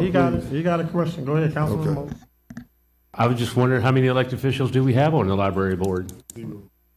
No. Okay. All right. Here's Too the many? deal. Okay. We are going to vote on the substitute motion to appoint Councilmember Hurst to the library board. Substitute motion. Go ahead. Okay, machines are open to appoint Councilman Hurst. Put me there as a yes.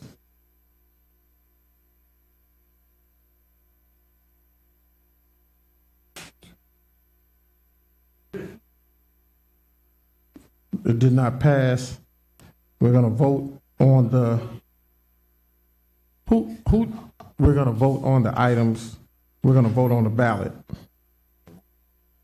Oh yeah, you do have an original motion on the floor. Was to defer. Is there a second to the motion? Seconded by Councilman Amorosa. And look, I just want to say, I have not had a chance to interview these folks yet. I haven't done my due diligence. That's why I'm asking for 2 weeks. You know Councilmember Hurst, though. Well, I know Councilman Hurst and appreciate his willingness to serve. I just haven't had a chance to interview everybody. So Well, I got you. So we're going to vote on the substitute motion, which is to defer. I mean, the original motion, which is defer for how long, Mr. Councilman Hurst? For 2 weeks to the next meeting. All right, we're voting on the motion to defer. Is there any objections to the motion to defer? Item has been deferred to the next meeting. We go to item 150. Object? All right, we go back. We're going to vote on the machines. We're voting on the machines to defer the item for 2 weeks. Machines are open.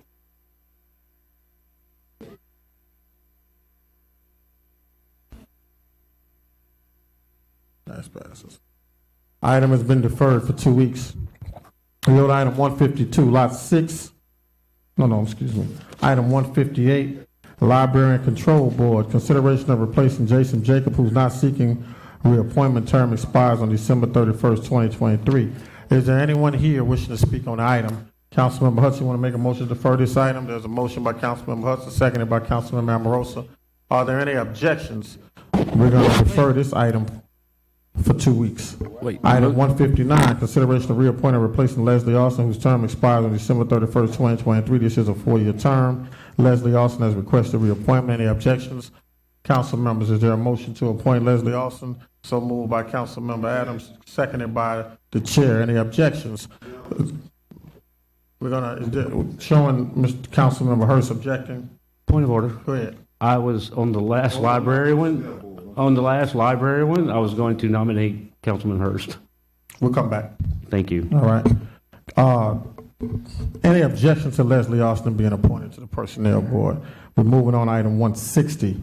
Concurring the Mayor President's recommendation for reappointment and replace Kenyatta Soul, whose term expires on December 31st. This is a 4-year term. Kenyatta Soul requested reappointment. Letter from the mayor the letter to the mayor was received. Anyone wishing to speak on the item? Is there a motion to appoint Kenyatta? So moved by Councilmember Coleman, seconded by Councilmember Goda. Any objections? We go to item 161. Excuse me, we're going to go back very quickly to item 158. Consideration of replacing Jason Jacobs, who's not seeking reappointment. Let me state for the public, my colleagues to my left weren't paying attention. Colleagues to my left weren't paying attention, so we're going to reconsider the item. There is a motion on the floor to defer. Councilmember Moak, you'd like to make a substitute motion to appoint Councilmember Hurst? Yeah, I don't think it was on this particular one, whether it's this one, or I think the next one is a item also. So if we do this one, I request to appoint Councilmember Hurst. There's a motion to appoint Councilmember Hurst to the Library Board by Councilmember Moak, seconded by the chair. We're going to vote on the substitute motion. The original motion is to defer by Councilmember Hudson, seconded by Councilmember Amorosa. We're going to vote on the motion to appoint. Substitute motion. Go ahead. We're voting on the substitute motion to appoint Councilman Hurst. Machines are open. We're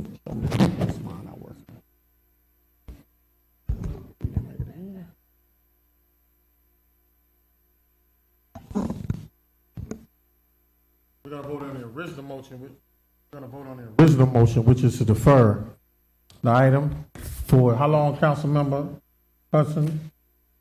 1 year? No, 2 weeks. 2 weeks. All right. Item, any objections for a 2-week defer? Item has been deferred.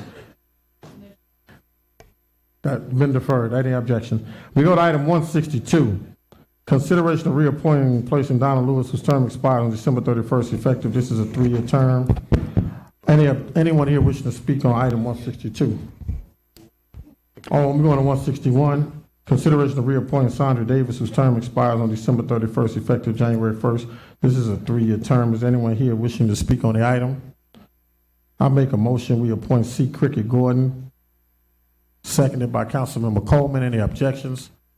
Mr. Gordon has been appointed. We now go to item 162. Consideration of reappointing Donna Lewis, whose term expired on December 31st, 2023, effective January 1st, 2024. This is a 3-year term. Is anyone here wishing to speak on the item? Councilmember Dunn. Motion to appoint former Councilwoman Donna Collins Lewis. Reappoint. Seconded by the chair. Are there any objections? Councilmember Donna Lewis has been reappointed. We go to visit Baton Rouge now. Consideration of replacing Mickey Freiberg, whose term expires on December 31st, 2023, effective January 1st, 2023. This is a 3-year term. Current ballot is Stephen Hightower, received letter from Louisiana Restaurant Associated requesting appointment. Anyone here wishing to speak on the item? Oh, I'm sorry. All right. So moved by Councilmember Gode, seconded by the chair. Any objections? Item 164, consideration of reappointing Councilmember Gode, Rowdy Gode, whose term expired on December 31st, effective January 1st, 2020. This is a 3-year term and making a council member. Current ballot is Councilmember Gode. Do we want another politician on the committee? Object. Motion to appoint Object. Councilmember Gode by Councilmember Hudson, seconded by Councilmember Amarosa. Any objections? Yeah, right. Item 164 has been approved. Acceptance of low bids, item 165, maintenance, testing, and monitoring of fire alarm and smoke detector allied, $77,648. Is there anyone wishing to speak on item 165? We go to council members. Is there a motion to approve item 165? So moved by the chair, seconded by Councilmember Coleman. Any objections? We go to item 166, maintenance, testing, and monitoring of fire alarm and smoke detectors, FireQuest LLC, $23,050. Anyone wishing to speak on the item? We now go to the council. Motion to approve by Councilmember Moak, seconded by Councilmember Coleman. Any objections? We go to item 167, Baton Rouge Metropolitan Airport Employee Park Rehabilitation Expansion, Dove Johnson Paving Contractor Incorporated, $537,154.80. Anyone wishing to speak on the item? Item 167 has been approved. We didn't get the motion. Item 167, motion by Councilmember Coleman, seconded by the chair. Any objections? Item 167 has been approved.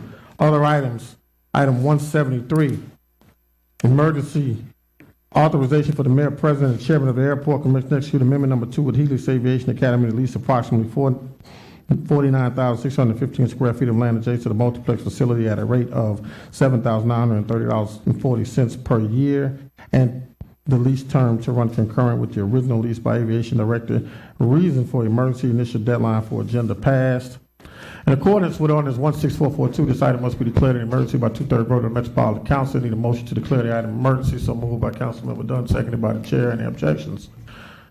Anyone wishing to speak on the item? We now go back. Motion to approve by Councilmember Dunn, seconded by the chair. Item 173 has been approved. Item 174, amending and reacting to ordinance 19001 adopted October 11, 2023, which established voting precincts moving wards 1, 2, and 3 in East Baton Rouge Parish and designating polling places so as change the following polling locations: Ward 3, Precincts 1A and 1B from Grace Church and Central to Breck Jackson Community Park, 12250 Sullivan Road, Baton Rouge, Louisiana 70818, and Ward 3, Precinct 74 from the Blue Bonnet Region Library to the Claiborne of Baton Rouge, 9511 Creekview Drive, Baton Rouge, Louisiana 70836 by register of voters. Reason for emergency to allow the change to be made prior to qualifying for the March 24 election.